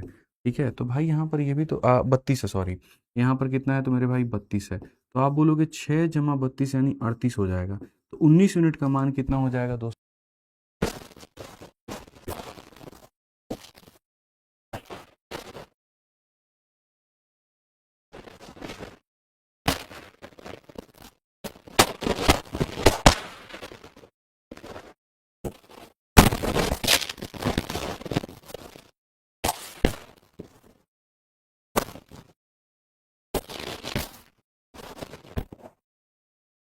मेरी क्लास में तो फिक्स है, जैसे आपको पता ही है, मॉर्निंग में एक बार चढ़ावा चढ़ना है बफरिंग का। ठीक है, तो जैसे 1.5 घंटा होगा, 1.25 घंटा होगा, तो एक बार तो बफरिंग का चढ़ावा चढ़ेगा, और वो 1-2 मिनट का चढ़ावा रहता है। वो जैसे चढ़ जाता है फिर उसके बाद में, ठीक है, यहाँ पर हमारे कंप्यूटर देव जो हैं वो भी एकदम शांत हो जाते हैं कि चलो ठीक है, वो हमारा चढ़ावा चढ़ गया, बॉल ओके है। क्या कह रहे हैं? आवाज़ नहीं आ रही है, नो वॉइस, ओके सर। देखिए एक बार वॉइस में हो गई वॉइस। तो हमने कहा तो वहाँ पे वो चढ़ावा जो है एक बार चढ़ना ज़रूरी है, एक बार वॉइस का और एक बार बफरिंग का। और जैसे चढ़ावा वॉइस और बफरिंग का चढ़ जाता है तो कंप्यूटर देवता भी फिर उसके बाद में शांत हो जाते हैं। तो कभी ऐसे बफरिंग हो सुबह वाली क्लास में, तो आप मान लीजिएगा कि वो चढ़ावा एक चढ़ रहा है और 2-3 मिनट उसमें वक्त लगेगा। ठीक है, आराम से बने रहिएगा, कहीं छोड़ करके जाया मत करिएगा। होता क्या है, जैसे बफरिंग होती है आप भी गायब हो जाते हैं, ले अब तो हम देखेंगे ही नहीं, बहाना हमको मिल गया। तो बस जाओ, फिर कहानी खत्म हो जाएगी वहीं पे। तुम्हें तो पता है ना यहाँ पर कि ये चढ़ावा चढ़ना होता है रोज़ 2 मिनट का।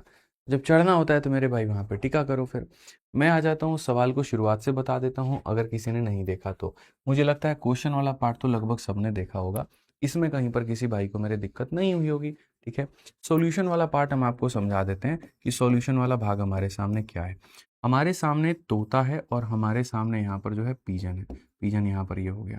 ठीक है, इनिशियल रेशियो इनके बीच में 7 और 9 का है, और फाइनल रेशियो इनके बीच में 1 और 4 का है।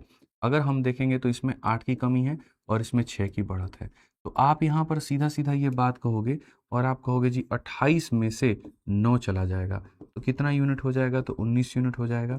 और अगर हम देखें तो यहाँ पर 6 में मेरे भाई 32 को जोड़ दीजिए, क्योंकि 6 में से जब आप माइनस करेंगे -32 को, तो ये जोड़ करके 38 हो जाएगा। तो जब आप जोड़ेंगे तो बच्चों 1 यूनिट का मान कितना हो जाएगा? 2 हो जाएगा। अगर 1 यूनिट का मान 2 हो जाएगा तो वक्त है हर किसी के वैल्यू को निकालने की। हर किसी का वैल्यू कौन है? एक तरफ पैरट है, फिर एक पिजन है, और फिर एक यहाँ पर स्पैरो है। ठीक है, अगर 1 यूनिट का मान 2 है तो 7 यूनिट का मान कितना हो जाएगा? 14, और 9 यूनिट का मान कितना हो जाएगा? 18, और यहाँ ये कितना था? 0 था। आपने कहा हमने इसमें से 8 की कमी की है, आपने कहा इसमें से हमने 8 कम कर दिया, इसमें से हमने 6 बढ़ा दिया, और इसमें हमने 10 बढ़ा दिए। तो 14 में से 8 गया तो इतना, 18 और 6 हमारे सामने 24 है, और यहाँ पर ये इतना है। तो क्वेश्चन में हमसे यहाँ पर क्या कहा गया? क्वेश्चन में हमसे यहाँ पर ये कहा गया, इसका और यहाँ पर इसका रेशियो बताओ। तो 2 से 3 बार में, 2 से 5 बार में, तो रेशियो 3-5 का होगा, इसीलिए ऑप्शन नंबर जो सी होगा वो करेक्ट होगा। इसीलिए ऑप्शन नंबर जो सी होगा मेरे भाई यहाँ पर वो करेक्ट होगा। समझ में आ गया बात यहाँ पे? आइए चलिए आगे बढ़ते हैं और अगला सवाल देखते हैं। आज विश्वकर्मा पूजा है क्या?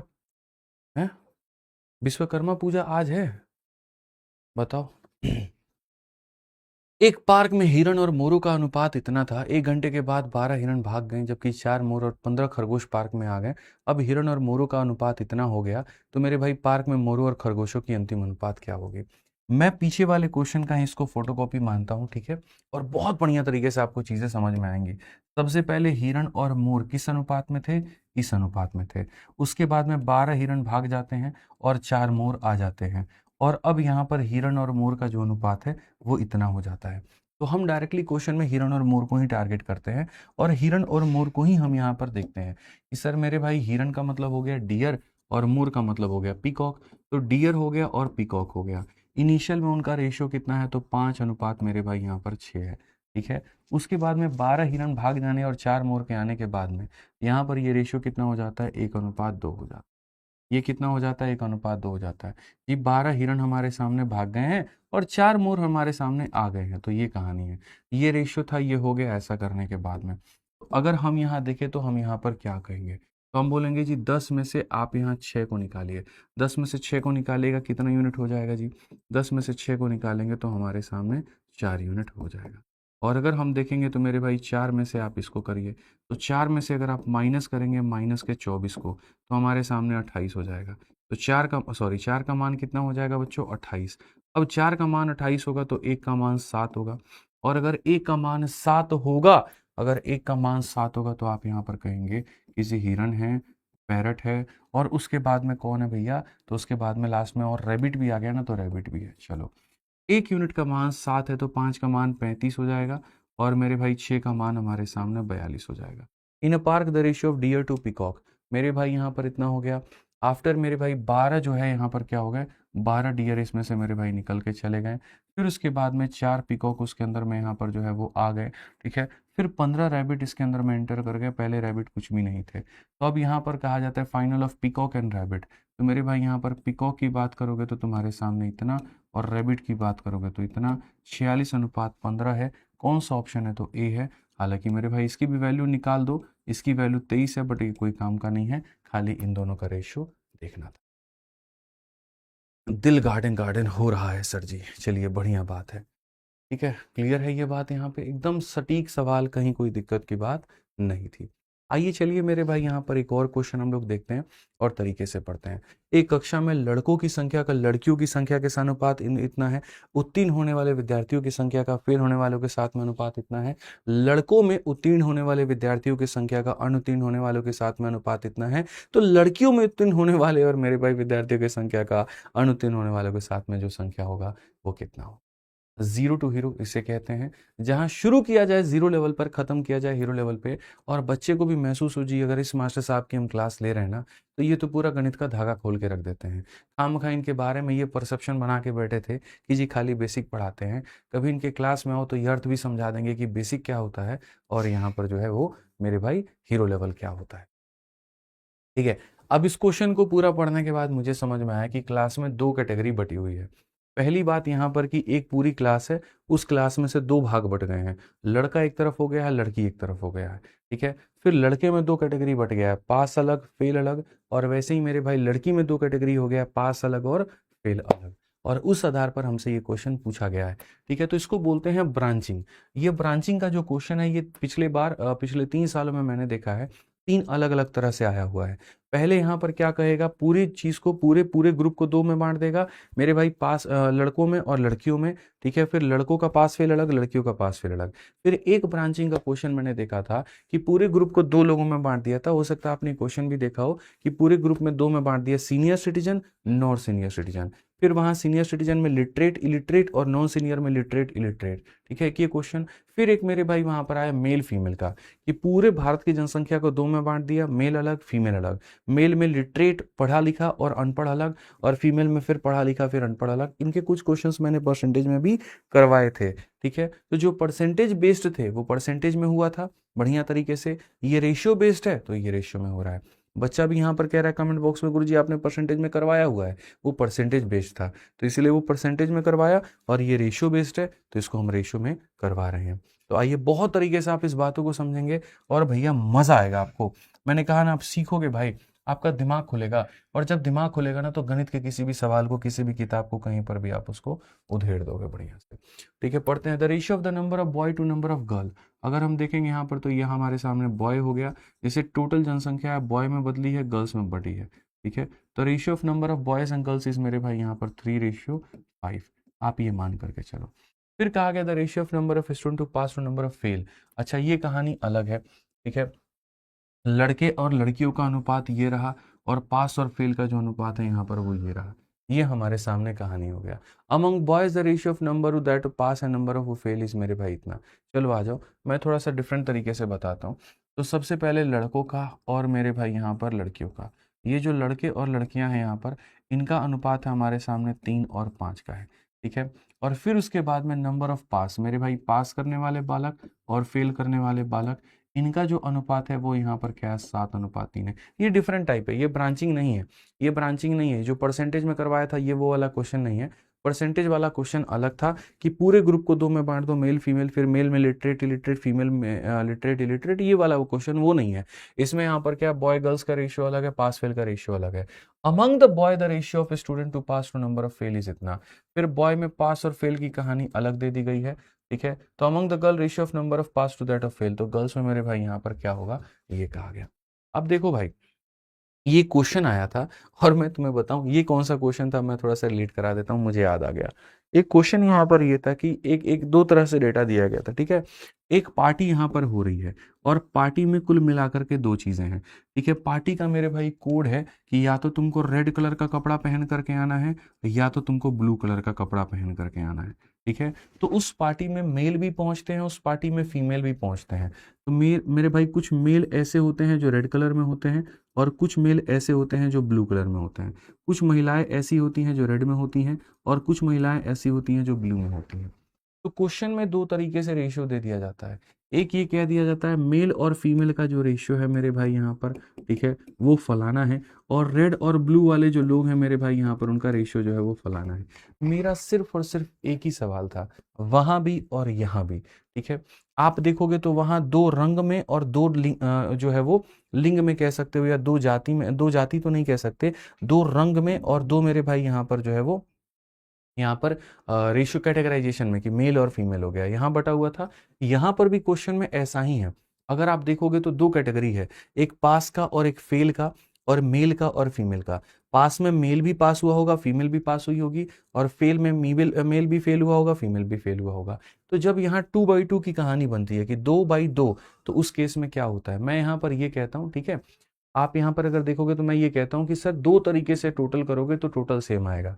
आप एक बात बताओ, उस पार्टी में लोग रेड कलर में है या ब्लू कलर में है? तो अगर हम रेड और ब्लू को जोड़ देंगे तब भी हमें क्या मिलेगा, तो तब भी हमें टोटल मिलेगा, ठीक है।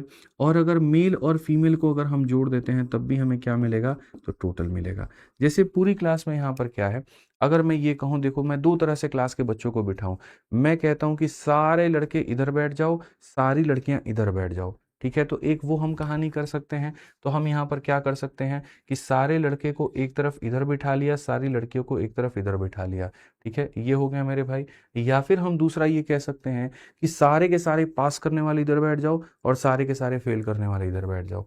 तो यहाँ सारे पास करने वालों को और यहाँ सारे फेल करने वालों को, भाई मेरे इधर का टोटल इधर का टोटल दोनों का दोनों क्या रहेगा, तो सेम रहेगा।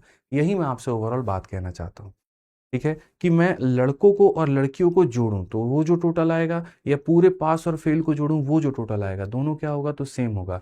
क्लास को बांटा 2 तरीके से जा सकता है। एक ये तरीका कि सर बॉयज और गर्ल्स के रेशियो के हिसाब से बांट ले, या एक ये तरीका पास और फेल के हिसाब से बांट ले, लेकिन जो इसका टोटल है और जो इसका टोटल है वो दोनों क्या रहेगा, सेम रहेगा। जेंडर बेस्ड हम बांट सकते हैं या हम यहाँ पर कैटेगरी बेस्ड बांट सकते हैं, बट ओवरऑल जो टोटल होने वाला है वो हमारे सामने सेम होने वाला है। तो अगर हम इसका टोटल देखेंगे तो ये 8 है और इसका टोटल देखेंगे 10 है। इन दोनों को सेम करो, इन दोनों को सेम करोगे तो इन्हें क्या बनाओगे, तो मेरे भाई एलसीएम ले लो 40। अगर 40 करोगे तो यहाँ पर 5 बार में, तो ये हो जाएगा 5 और ये हो जाएगा 5। और इसको मेरे भाई 40 बनाओगे 4 बार में, तो ये हो जाएगा 4, तो ये हो जाएगा मेरे भाई यहाँ पर 4। इस तरह से मेरे भाई यहाँ पर कहानी होगी। अब उस केस में क्या होगा, तुम यहाँ पर कहोगे भैया देखो समझना मेरी बात को, ठीक है। तो class the ratio of number to boys इतना हो गया, नंबर ऑफ मेरे भाई student to fail to pass among the ratio of number of student to pass. अब देखो पूरी तरीके से जो तुम्हारे सामने कहानी है, अगर हम ये समझे कि लड़के हमारे सामने कितने हैं, तो लड़के हमारे सामने दोस्त यहाँ पर 15 के अनुपात में है। और इसमें अगर हम देखते हैं यहाँ पर लड़कों की कहानी समझते हैं, लड़कों की कहानी में यहाँ पर क्या हो जाएगा, लड़के में पास भी हुआ है और लड़के में फेल भी हुआ है। और क्वेश्चन में कहा गया है मेरे भाई number of student to pass to number of student to fail is इतना, ठीक है। Among boys the ratio of number of student to pass to number of इतना, लड़कों में पास और फेल का अनुपात 2 और 1 का है।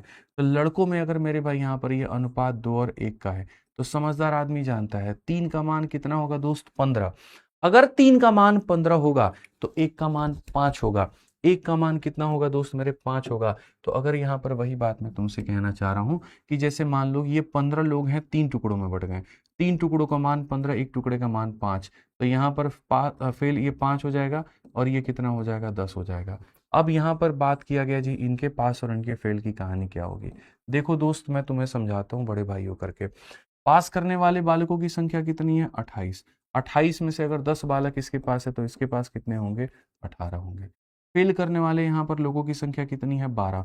12 में से 5 लड़के फेल किए तो लड़कियां कितनी फेल की, 7। ठीक है, तो यहाँ पर लड़कियों में क्या रेशियो हो जाएगा, तो 18:7। कौन सा ऑप्शन आएगा, तो जो सी है वो। ठीक है, तो रेशियो नंबर 1 बॉयज और गर्ल्स का दिया गया था, रेशियो नंबर 2 पास और फेल का दिया गया था, और रेशियो नंबर 3 बॉयज के अंदर में पास और फेल दिया गया था। तो पहली बात हमने इसके टोटल को हमने सेम किया। ठीक है, फिर हमने ये देखा कि यार कुल मिलाकर के 15 बालक हैं हमारे पास में। ठीक है, और इसको कहा गया 2 और 1 के रेशियो में बांटो। 3 बच्चों का मेरे भाई मान 15, 1 का मान 5, यानी यहाँ पर जो होगा फेल करने वाले बालकों की संख्या 5 है और पास करने वाले बालकों की संख्या 10 है। अब यहाँ पर 28 में से 10 लड़के पास हुए हैं, तो लड़कियां कितनी पास हुई हैं, तो 18। ठीक है, और 12 फेल हुए तो उसमें से 5 लड़के थे तो 7 कौन थी, तो लड़कियां थी। और देखोगे 18 और 7 कितना आता है, 25, और यहाँ देखो 5 × 5 कितना है, 25। वेरीफाइड।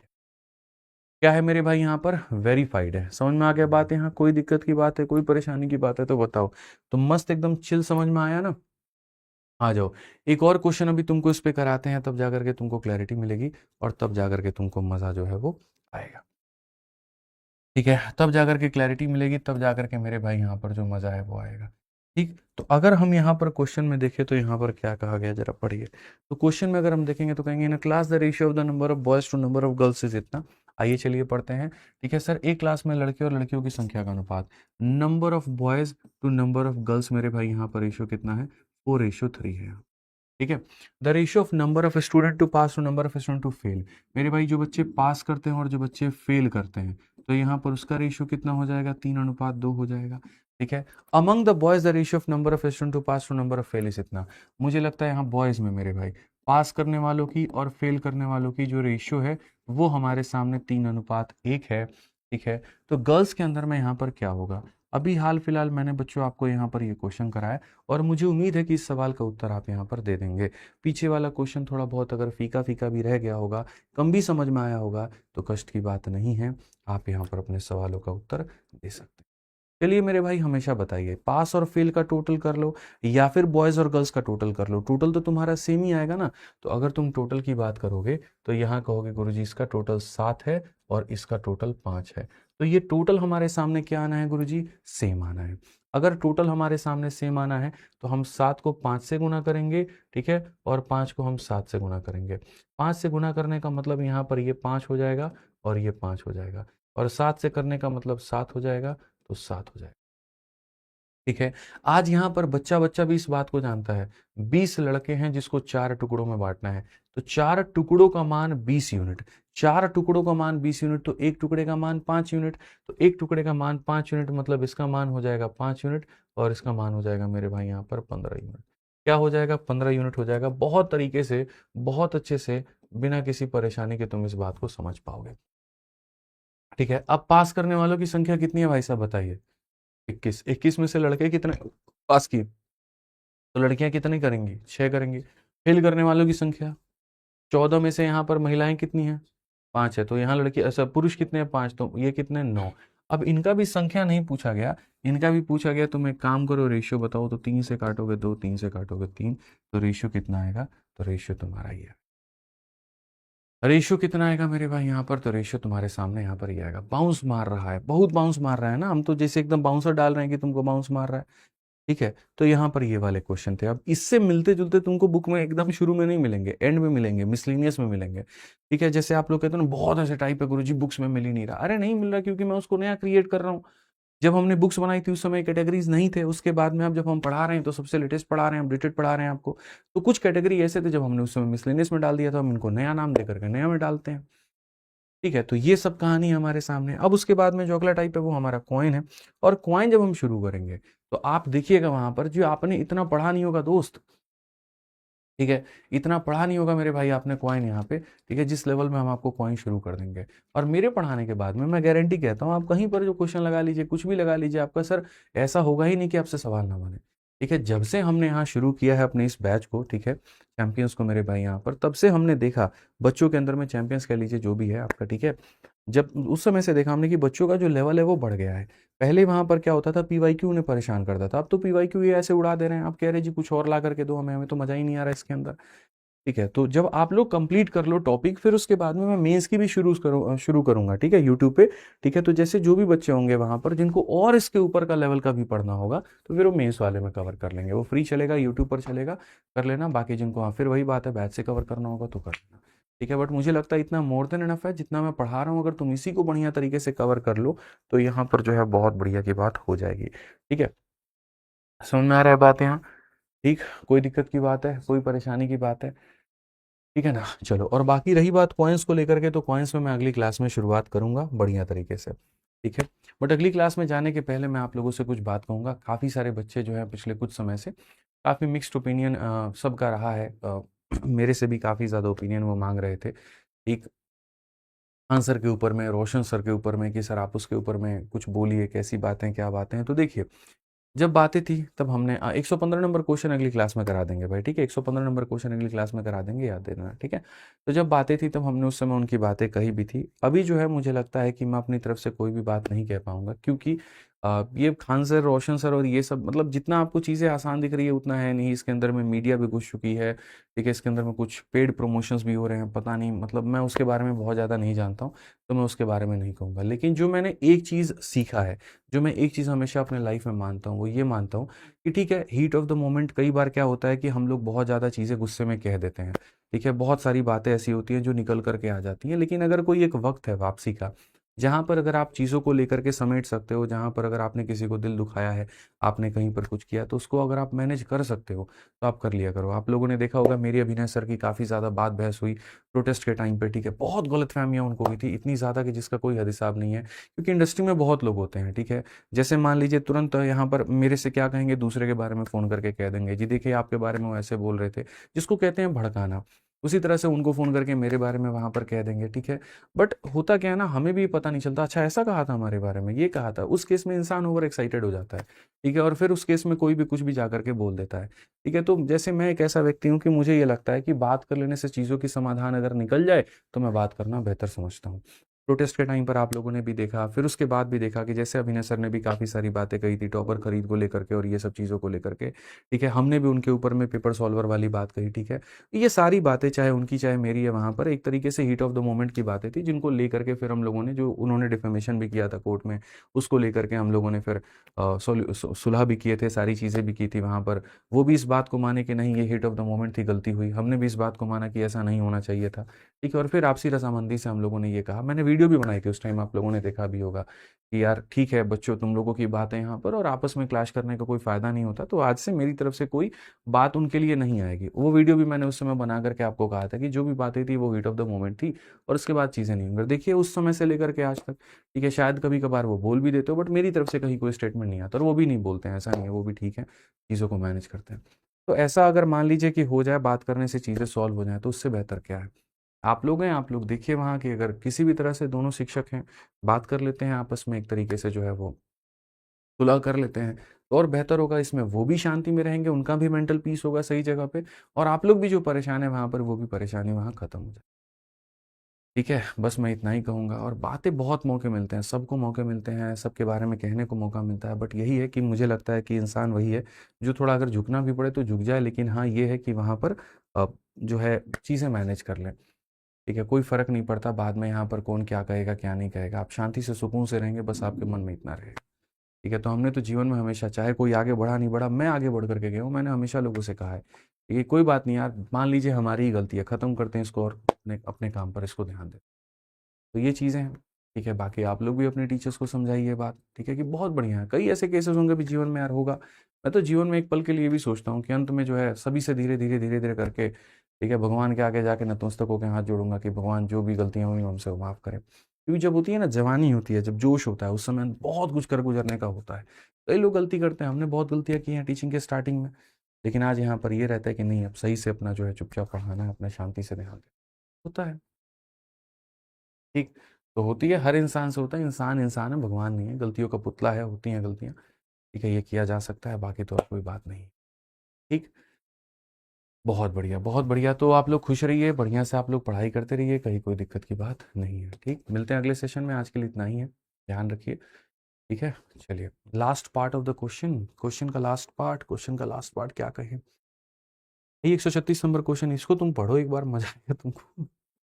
ठीक, तो आज के लिए इतना ही है, ध्यान रखो, खुश रहो, मस्त रहो। बहुत बहुत धन्यवाद भाई, thank you, love you all, take care, thank you.